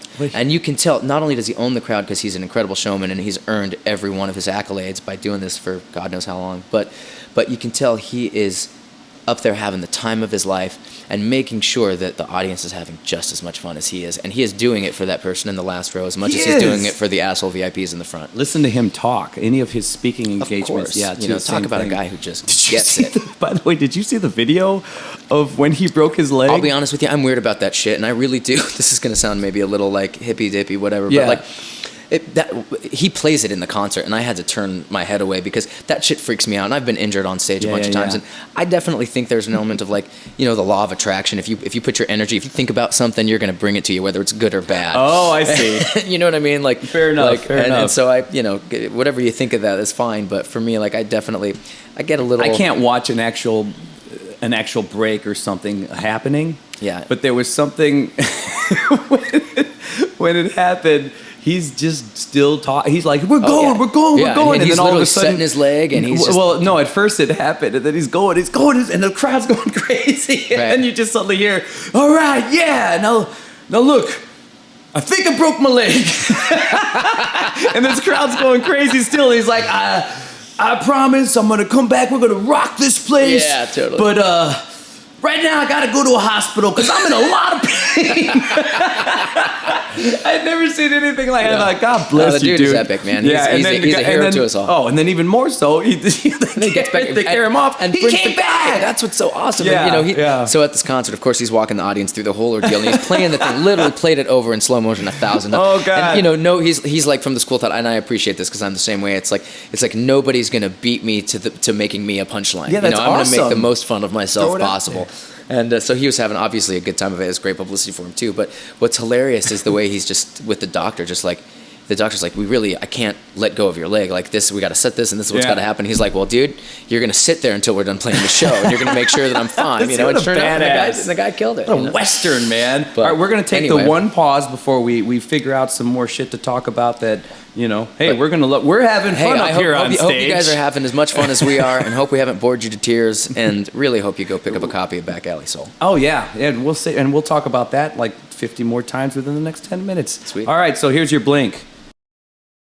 I realize I don't understand podcasts, and I totally like signed off like we were going to a commercial break or something. It's just been a blimp. Yeah, like 5 minutes to us, 7 minutes. That's like an eye blink for them. So anyway, awesome. So we were talking about, you know, just the reasons for doing what we do. What I like, here's the reason you and I would be dangerous to have too much of a like we could podcast Doughnuts for 7 and tequila hours. For one. Man, did you go back? I saw you sipping. I did. I just warmed up, man. I'm going again. I think that's the third one now. So I cannot be held responsible for anything that I have said or will say. And Mom, I'm so sorry if you ever listen to this. You raised me better. Mama. Well, here's the thing. But by the way, were you a Boyz II Men fan at all? A little bit. It's funny because I was at the time that they were coming out. I was people were trying to put me into a boy band. Oh, I had were that. You in that? I did a boy band. Of course I was. Of course you were. You know, we're of an age where, you know, when I was 18, that was NSYNC and Backstreet Boys was all the shit that was happening. And I had a very short-lived stint in a group. I can't remember what it was called. I want to say Foreplay, but I don't think that's what we ended up. I think there was another group called Foreplay. Okay. But it was Bill Samuth, who I think was Cher's manager or something. Anyway, this was in New York that this was in LA, and we shot a video, and we did a couple of silly promo things, and then nothing ever happened. Thank God, because that's not my ilk. You know what I mean? No, it's just funny because I was in an a cappella group. Oh, sweet. But it wasn't hokey. It was what you and I would want to do in an a cappella group. I totally appreciate where you're coming from. So we would do like Sgt. Pepper's, we would do Bohemian Rhapsody, then a lot of old soul shit. And since we're all like 21, so youngsters came out to see us. It didn't matter, you know. So it worked out great. But anyway, multiple times people tried to make us a boy band, and you know, great music, great musicians. Bad management. There was another one called Back to Back that I almost got involved. I don't think much happened with, but they were working with. What's funny is I remember I auditioned, and one of the tunes that was one of theirs was an old, oh God, I Want to Sex You Up. Who sang that song? Color Me Bad. It was songwriters from Color Me Bad. That we basically we got like the tunes that they didn't use for one of their albums. And yeah. That's so funny. And I just remember, again, it's talk about like the Broadway thing, trying to fit into a box. I was like, I could kind of, I could do the runs, and I could kind of do the boy band sound kind of thing. But it was just so fakey. It was so phony. Well, you know what I mean? It's whining, and it wasn't. not to say, and now I started to hear like the Backstreet Boys and like, okay, these guys are actually harmonizing. And NSYNC too. Backstreet Back is a fucking awesome song. Dude, seriously, and those guys can sing, Yeah. But there is this thing to the delivery. Again, I don't think. Unfortunately, they lacked emotional content. A lot of those acts because they were manufactured. And I gotta say, so and this emotional content is.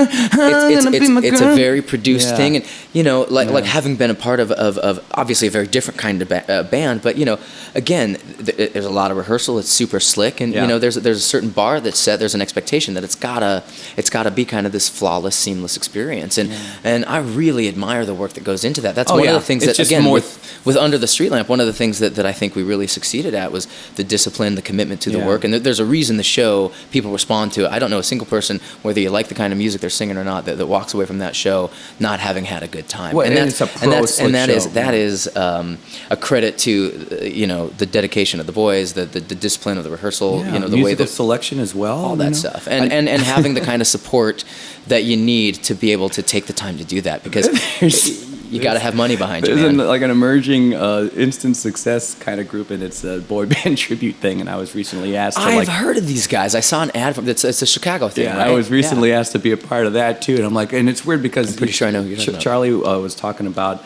He's bugging me to do the Judas thing, which is another thing. Cunio was just Jesus and Jesus Christ Superstar at the Star Plaza which Theater. was so full circle because like I said, I grew up listening to the album, and again, like for all the you killed it for all the shit that I may talk about the Broadway thing, and I don't mean to talk shit because I really love that stuff and I really admire the work that they do. But that's a show that if I have the opportunity, I'll stop everything to do it, just because the 12-year-old that grew up singing that music in me is just like, come on, let me do it.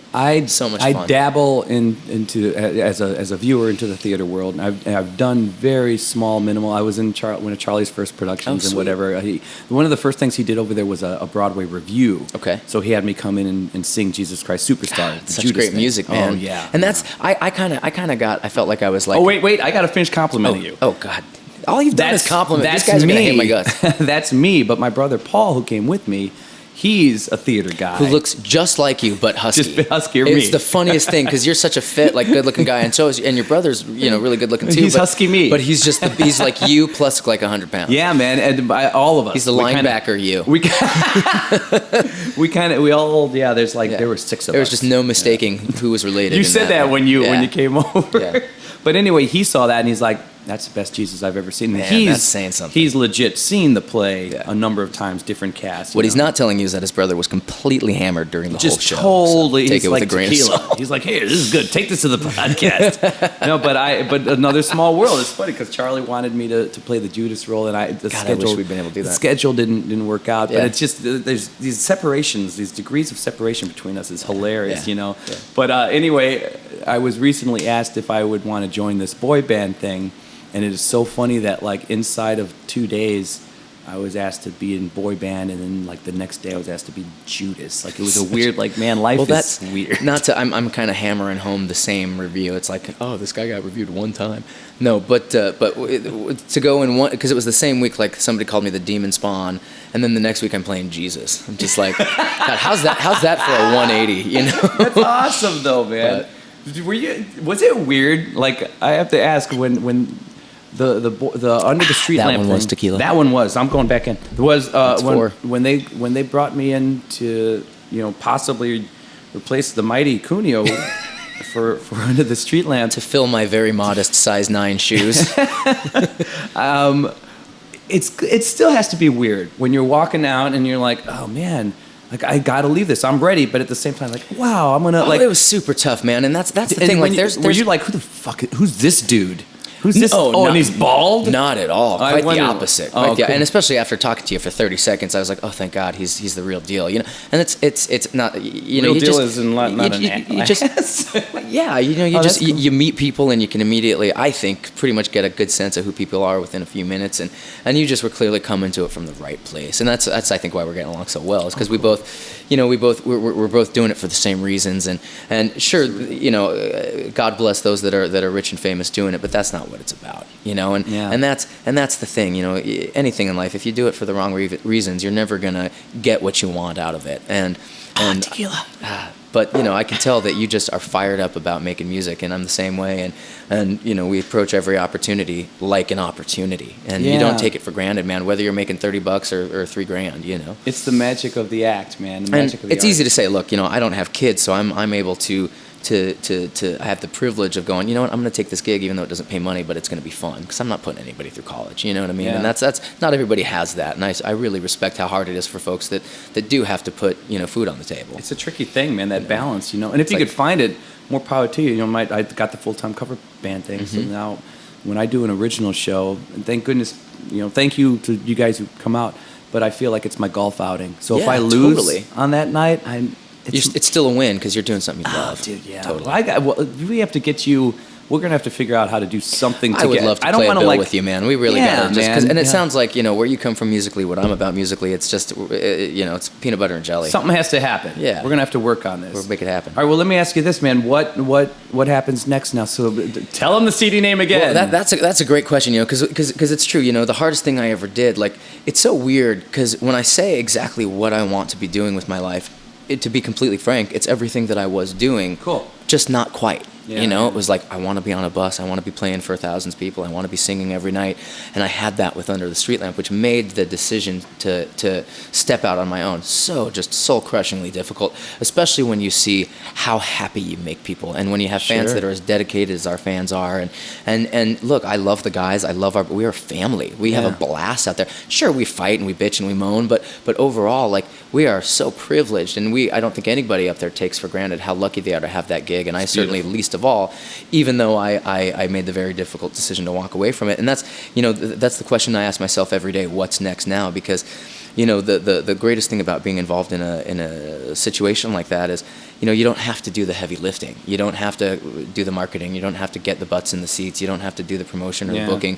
There's a mechanism in place to help you in that way. And to be completely frank, I'm totally independent of this. Like, every CD that I sell, that's $9 closer to paying my heat bill. Yeah. That's $9 closer. I guess it's $7 once iTunes gets their cut. But it's like that's, I'm really, I'm legit singing for my supper, and I really believe and hope that you do good work, and opportunity and the relationships and the money will follow. Mm-hmm. But to be in my 30s and taking this kind of leap, most people are making a down payment on their Mercedes and buying a house and settling down, and I'm literally pulling the rug out from underneath myself and starting from scratch at a really unusual time. And I think it's a testament to how much I believe in what I can do. I think it's also just, again, not having the same responsibilities as a lot of people. I have the freedom to be so I have the luxury of saying, I'm going to do what I want, and if I'm broke and if I'm poor and if I'm struggling, that's on me. Okay. But this business has changed so much. You gotta be a brand. You gotta social media, and you gotta book and promote, and you gotta have 200 people show up to every gig. And I've been singing every day for the last 6 years, but I haven't had to do that other stuff. So it's really an education, and I'm fortunate to have a mentor like Charlie Blum who can give me a hand when it's appropriate and give me some guidance, and other people that support me and rally behind me. But for the most part, I have no idea what's next. I have no idea how to do what I'm trying to do, and I've been doing it professionally for 20 years. Well, I would imagine another CD project would be you're going to start writing. And you're going to do some. What I would like to, and like I said, I've never stopped writing, but I haven't been. Again, with a gig like Streetlamp, it requires a lot of time and dedication, so there wasn't as much time to be creating original content as I would have liked. But that's certainly next on the boards for me. But I'm extremely proud of the music that we put on this record. I'm extremely proud of the arrangements and the again, I think the thing that I love the most is because we're all playing live. So what you see is what you get, and we didn't sweeten it, we didn't auto-tune it. There are a couple clams on there. There are some notes that I'm like, maybe I should have been a little less flat there. But what I love is it wasn't about capturing perfection. It was about let's find the joy. Let's take the most joyful takes. Let's celebrate what a high it is to play without a safety net and to be in the same room with guys operating at the top of their field and just slaying it, and let's just get off on playing with each other and see what happens from there. And I think more than anything, more than any other project I've whether it's something I've written and recorded or performed on stage or whatever, this is the first thing that I've done that I thought was cool. and that has really, I felt, captured not only who we are as musicians, but you can just taste the energy. You can taste that we're feeding off each other. You can hear that celebration. I think. I mean, I'm a little biased. I'm pretty close to the project, but I hope that's what we. Let me ask you a vocal question, because you're everything that I hear you do well in the show in Superstar. I mean, that was a stretch. Oddly enough, it's up there and it's so powerful. Everything's high and powerful, or most of it. Yeah. You know. So, what is your like warm up of choice before you're going to do something? Everyone has. I definitely approach, again, because I have a very muscular voice. I ask a lot of my vocal cords. I really do put myself through it. But I train like a boxer, man, and I take it very, very seriously, so that when I'm up there, I don't have to worry about it. I can just have fun and push it to the limit and see what it can handle. And just, every night it's a different kind of revelation. But I have a great voice coach that when I can afford to, I go see, and I have a series of warm-ups that I do in New York. Yeah, okay. Katie Agresta. Okay. She's extremely expensive, so if anybody wants to sponsor my voice lessons, I'd be thrilled. I'm kidding.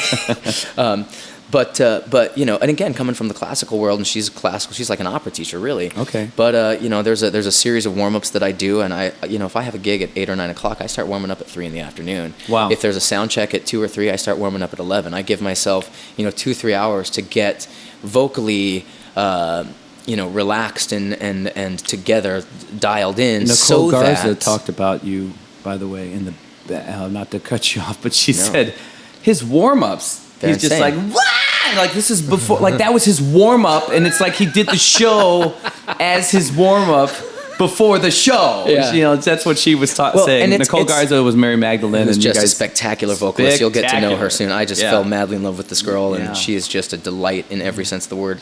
But you have to be careful. I actually, it's funny. People compare me sometimes to Adam Lambert, who's actually, he's an acquaintance. He's somebody that when I was in LA, he was a few years younger than me, and we did some shows together, and I was just as amazed by his talent when he was 19 as you are now today. He's he's just got an alien gift.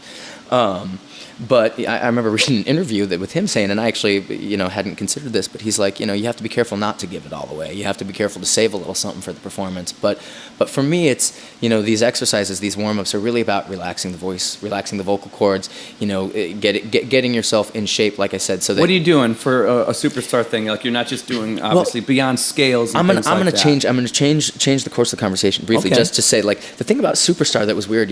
I sing in female keys. I have a soprano range. Like but when I'm doing the club, when I'm doing my stuff, when I'm doing Streetlamp, like I kind of live in a certain place vocally, and when you spend time in any area, whatever you're doing, your body kind of adapts. It's been so long since I've acted. It's been so long since I've had to be somebody else on stage. There was so many challenges, even a show that I love and am as familiar with as Superstar, that really ended up. They go, oh, you're going to sing the stuff, and I hear it. I go, yeah, it's a slam dunk. It's a perfect gig for me. But I got to say, man, it was a beast, because it's with the role of Jesus, you're not singing the whole time. A lot of the stuff is really low for me. And then you just sort of jump up out of nowhere to these like G's and F's above high C. You got to just pull them out of your ass and hope that they're there for you. Yeah. And that was a real balancing act, and something that, in a weird way, I haven't had to work that hard, because it was the back and forth. It was the up and the down, and then the offs. When I'm at the club, I'm singing, probably 18 songs in a night. I'm warming up on the tunes, plus in between tunes I'm talking and I'm screaming, and it's weird. People comment about this, but I get possessed when I'm on stage. And I really do. There's no other way to say, because it's not an intentional thing. I don't put on a voice or a character, but something just happens to me when I get in front of a crowd. And when I get really excited, I kind of turn into Sam Kinison a little bit. So I'll get in the crowd hyped and warming up, because you're introducing these beautiful girls, and you want the audience to appreciate them. You want everybody to be as excited as they can be. And so even when I'm talking, I'm kind of living up in this rangy part of my voice. But then like in a thing like Superstar, it's like you're crying, you're emotional, you got to sing down here, and then you got to sing up here, Yeah. And it was a workout, and it really took its toll on me. Like it's something I would love to have had the chance to do longer, just to find how to do it, how to place it perfectly. Because, I think, I don't know if you're this way, but I'm definitely a perfectionist. And the thing that I will say that I love about theater, the thing that I say that I love about when you do get the chance to revisit the same material on a regular basis as a perfectionist, is you get to fine tune it night after night after night. That's cool. For me, I'm never satisfied. So there's no hope of me phoning it in because I'm always trying to make it better than it was last night. And that we only got to do this thing for 3 shows, and it was too bad because it was a really fun show and fun production. But I didn't quite get to a place where I felt like I had it figured out. Here's what annoyed me about you. Please tell me. Come on. We need some contrast in this interview. You've been so damn nice. Well, it's going to round out into a conversation. By the way, how are you liking this? This is Is this weird? This podcast animal? What's weird is that I'm so comfortable. I have no idea what's come out of my mouth, and the fact that it's going to live forever. I don't know who I've offended. What's going to come back to haunt me. My audience is they basically love to be flies on the wall. Sweet. And that's a good thing. And I mean that in the best way. Now they're like, you just called us insects. What an ass. Like, real quick story. That's like, what I mean. Look, just as somebody, like, I respect all human life, or all life in general. And I was warming up, speaking of Superstar, we had a matinee, and who the hell is singing, High G's at 2 PM? So I turned on the shower so I could just sort of steam and warm up a little bit. And there's this little spider in the bathtub, and I was like, I saw him, and I was like, fuck that spider. But then I was like, you know what? No, I'm not that guy. I grabbed a paper towel, I went and picked him up, got him out of the tub, and hopefully he lived happily ever after in his little spider life. But I didn't send him down the Cunio, he loves all living things. Cut to like the next except for rats and cockroaches. Screw them. Cut to that like the next minute when you don't realize the bathroom freaky camera's on and they show you like just flushing this thing. Totally flushing. Die! Jesus is killing you. Hardly. No, it was funny about it. Though, man. Here's what annoyed me. You had something to say. Yeah, this annoyed the hell out of me. You're like, this range is so sick in this, and you're out there and you're moving, your open shirt, and here's my abs. Look at my cunios, and we can see your cunios as you're walking around, and then you're like pleasantly walking. Rock me, sexy Jesus. You're like, let's say sexy Jesus. If I had to, I'd strip if I have to. We got to feed the people. Jesus had a side. Okay, now it just went there. Peter's hungry. I got to earn some money. Coming to the stage, the Son of Man. Anyway, if we hadn't offended you yet. Anyway. So anyway, you're Jesus, and yeah, you're just doing your thing, and so I can see everything because your shirt's open. I can see your I can't see your diaphragm, but I know where it is, and you're just walking casually, and then your mouth just opens. And I'm just like, I don't see any strength. Like, I'm a soul singer. Well, you are too. So by nature, I'm down and I'm crumpling. Because I feel it. But now I'm even wondering, is it because I feel it, or is it also because my body's like, you gotta wrench to get it, squeeze it out? Yeah. Meanwhile, I see you just walking barefoot in your nice outfit, and your luscious line. It annoyed me. That's you being 80 feet away from the stage and not actually seeing how hard I was really working. Because there's actually a couple of times. So if you guys know the show, there's this tune Gethsemane that's kind of like the big number for Jesus. And I got to tell you, it's hard to get. As an actor, the thing that's hard, as a singer, when acting, what's hard is if you get swept away too much emotionally, then you lose control of your instrument. And that tune, I got into it, so I'm sitting there crying like a baby and, really trying to do the job because it's like, look, I signed up for it. I'm not going to do a half-ass job. Yeah, man. But, again, finding the balance between, it was this thing of like having to sing really low, which is uncomfortable for me and not where I live, and then jump up to these these Ted Neely sort of high notes that everybody expects to hear. And a couple of times, man, my stomach cramped. And I'm sitting here like tumbled over myself, sort of having this moment, but also secretly I have a Charlie horse in my stomach. And I still got a verse and a half to sing. And I'm just going, this is new. That's something I've never had to deal with before. Because, usually the high notes, you kind of have to be easy with them for them to come out. If you got too much going on, the chords can't thin out enough to make the sound to hit the pitch you want to hit. But, again, being swept up in the emotion of it, you've just got all this breath and you're crying and all this other shit that you can't control is happening. And you're still trying to squeeze out this note, but then you got all this other crap interfering. Meanwhile, we're all thinking like, oh, God, emotional content. He's brilliant. He is brilliant. He's acting. It looks like he's in so much pain. Well, and in those moments I actually was, because a Charlie horse in your stomach is not a fun experience. And meanwhile, we're all wondering, where's he pulling from? And you're like, my gut! My damn gut! Literally. Yeah, no, it was funny. The hardest thing about that for me was, people go, oh, Jesus, Son of God, all that kind of stuff. Yeah. And I gotta say, if you guys don't know me, but I have kind of a severe looking face. I got really, eyebrows that are very menacing and whatever. So it has been my whole career, whenever I've done the acting thing or the theater thing, without fail, except for maybe 3 times, I can count on one hand all the times that I've been asked to play a good guy. Now, a villain, if I'm hired to do an acting gig, I'm 99% of the time hired to play the I jerk, will remember the that. dick, Really? the villain.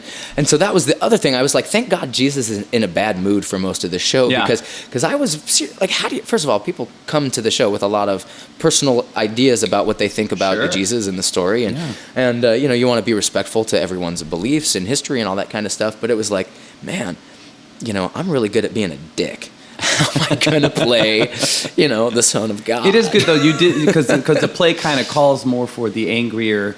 Well, there's Jesus, definitely my the thing that I brother's dig broken about, you know. Yeah, I'm Even sorry, the song with totally with just God and the whole like, you know, this is listen, man, this is your plan. It's not really my plan. Yeah, I he's gotta like, be in I your didn't plan. sign up for this. And you're like, what the hell, Dad? It's like, seriously, Yeah, dude, yeah. a cross. I mean, this is Nails? Oh, this seems all right. Is that Come a nail? on. No, that's that. No, I thought. Yeah, it was crazy. Well, and there's one scene which is just, you know, again, I've talked about authenticity a lot. I talk about like really, you know, craving truth and craving, you know, I think you can hit all the high notes in the world, but it doesn't mean shit if there's not something real behind it. Yeah. You know, that's just flash.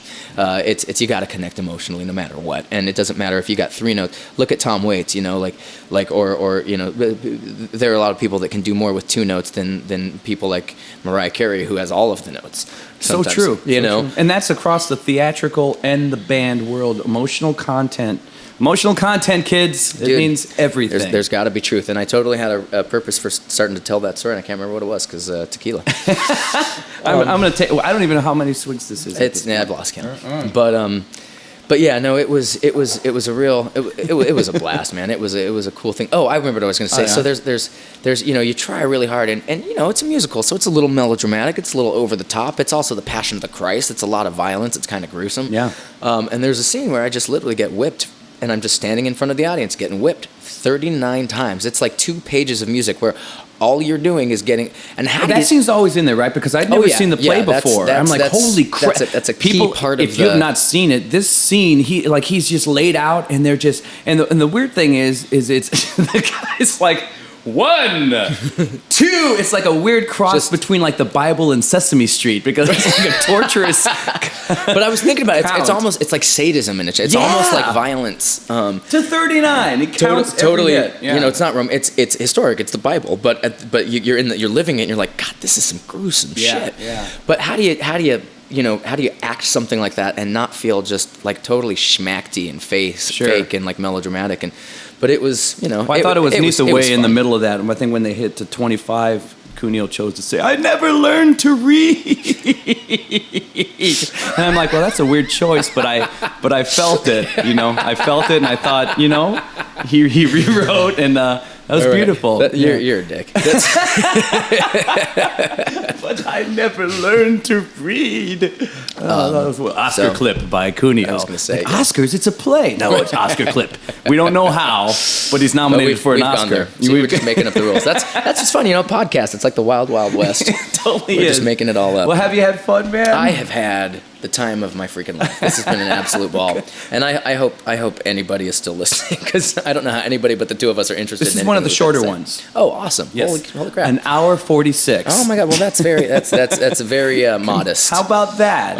But yeah, man, this has just been a blast. The stupid thing is, it's like we're doing all this talking. I just want to make some music with you. Oh, dude. We got to make some noise together soon. I'm pleased and honored to hear you say that. Absolutely. Because you're a huge talent, and like right from the get-go, I can choose who I do this with. You know, Yeah. I've actually had people who were like comedians and folks like that. Oh, okay, you seem fun, but I have to have that 3-minute conversation. And after 3 minutes, there have been many of people. You know, I'm like, you're not. great, but we're not going to have a good time. Right. You know, and you and I did like hit it off. You're right. It was like a 30-second conversation that we had. Yeah, it's just like Nicole, actually. You know, I can tell. I just had her dialed in 5 minutes. I was like, you're my nice. kind of people, man. Yeah. Well, on the heels of talking to you, then I got to hear you, and I just, I think you're one of the more unique voices I've heard, and the fact that you're kind of stemmed in this soul delivery. It's like, well, of course. No wonder I love this guy. Like, you were built for me to listen to. Thank you. You were. Well, and it's funny, going back, we were talking earlier about how all of your experiences in life inform you, and that's what's kind of what I'm having fun about what I get to do is,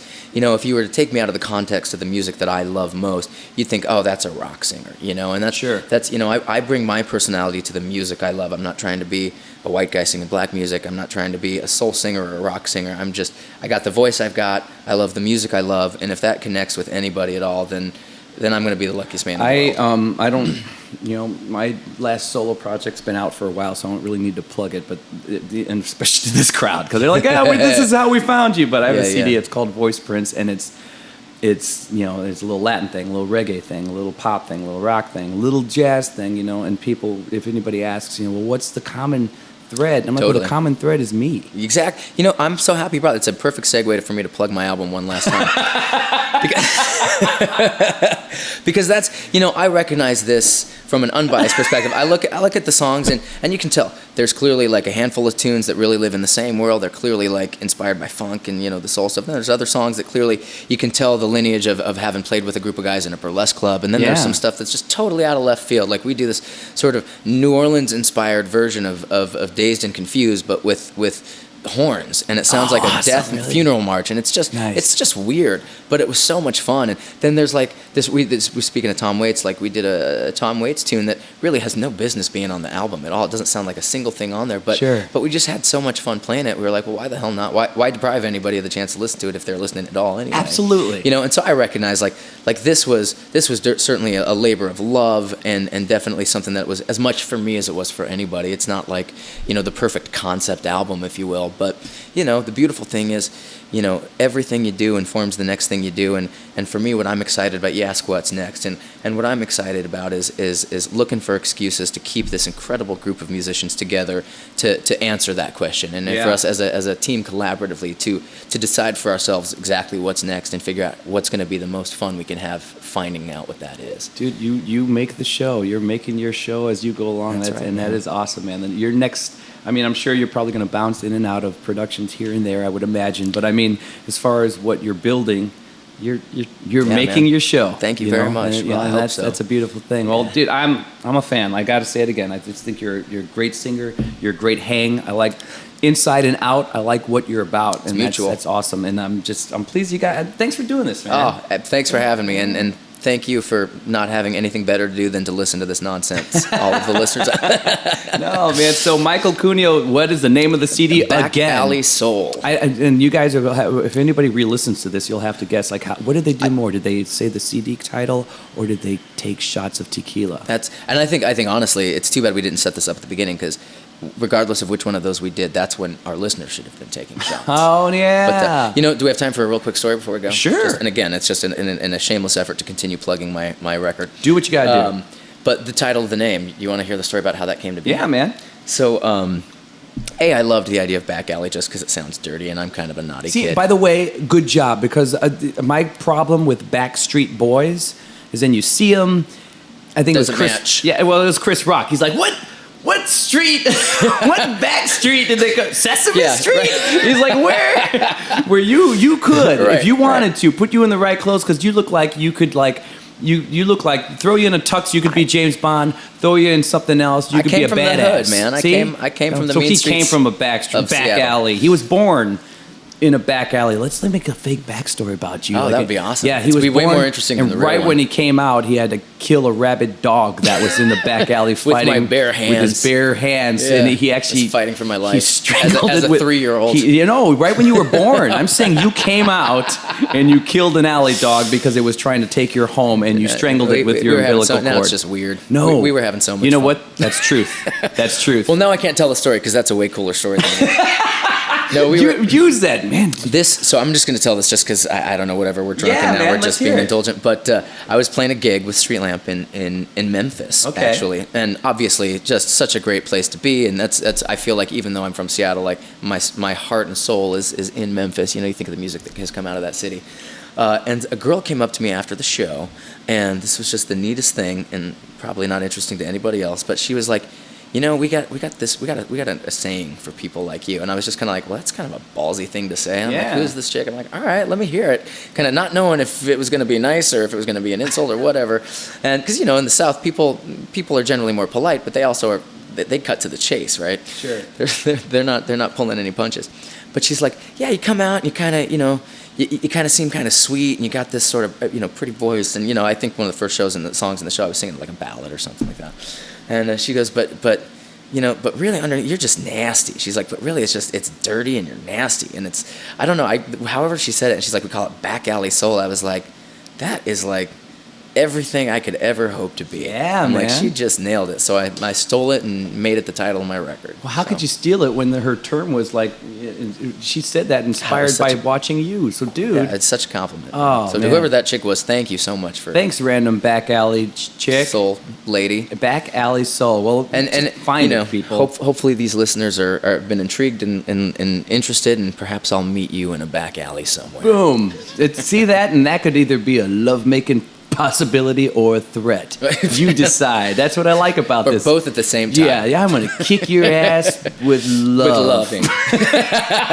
I'm gonna love kick your man. Yeah. Love kick. That would be the action movie you come out with after the CD. What now? There's a speaking of alcohol. Which we weren't speaking of at all. There is, but isn't there like a local booze here? Somebody was telling me about it, and it's just this horrible thing that's like local that people drink. I can't remember what it's called. God, it's an Indiana thing or a Chicago thing? I think it's one or the other. I think it's a Chicago thing, and it's a booze.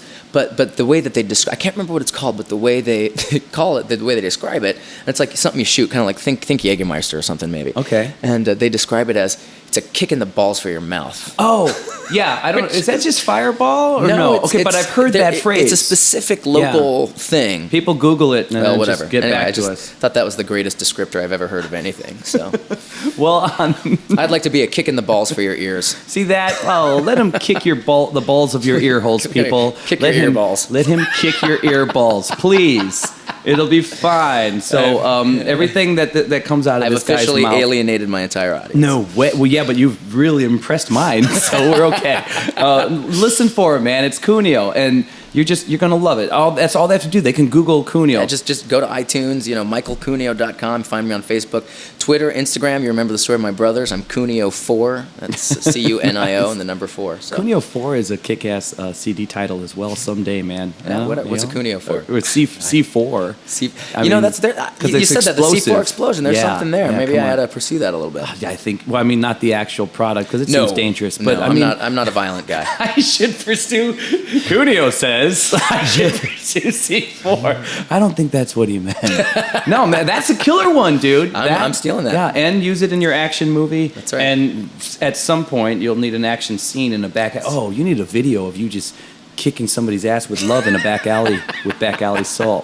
I'm just saying. I like that. Charlie Blum, get on that wherever you are. I think that's the image we need to fade out on, man. That's folks, it doesn't get any better than this, man, because anytime you get to talk to the real deal, and for me personally, anytime I can talk to a true soul singer in every sense of the word, I'm happy, So, dude, thanks for making me happy today. Thank you. This was a blast. You're a class act. So, all right, everybody, you've met him. Go listen to him. Go listen to him again and again and again and again. So, have a great month. Have a great week. Have a great day.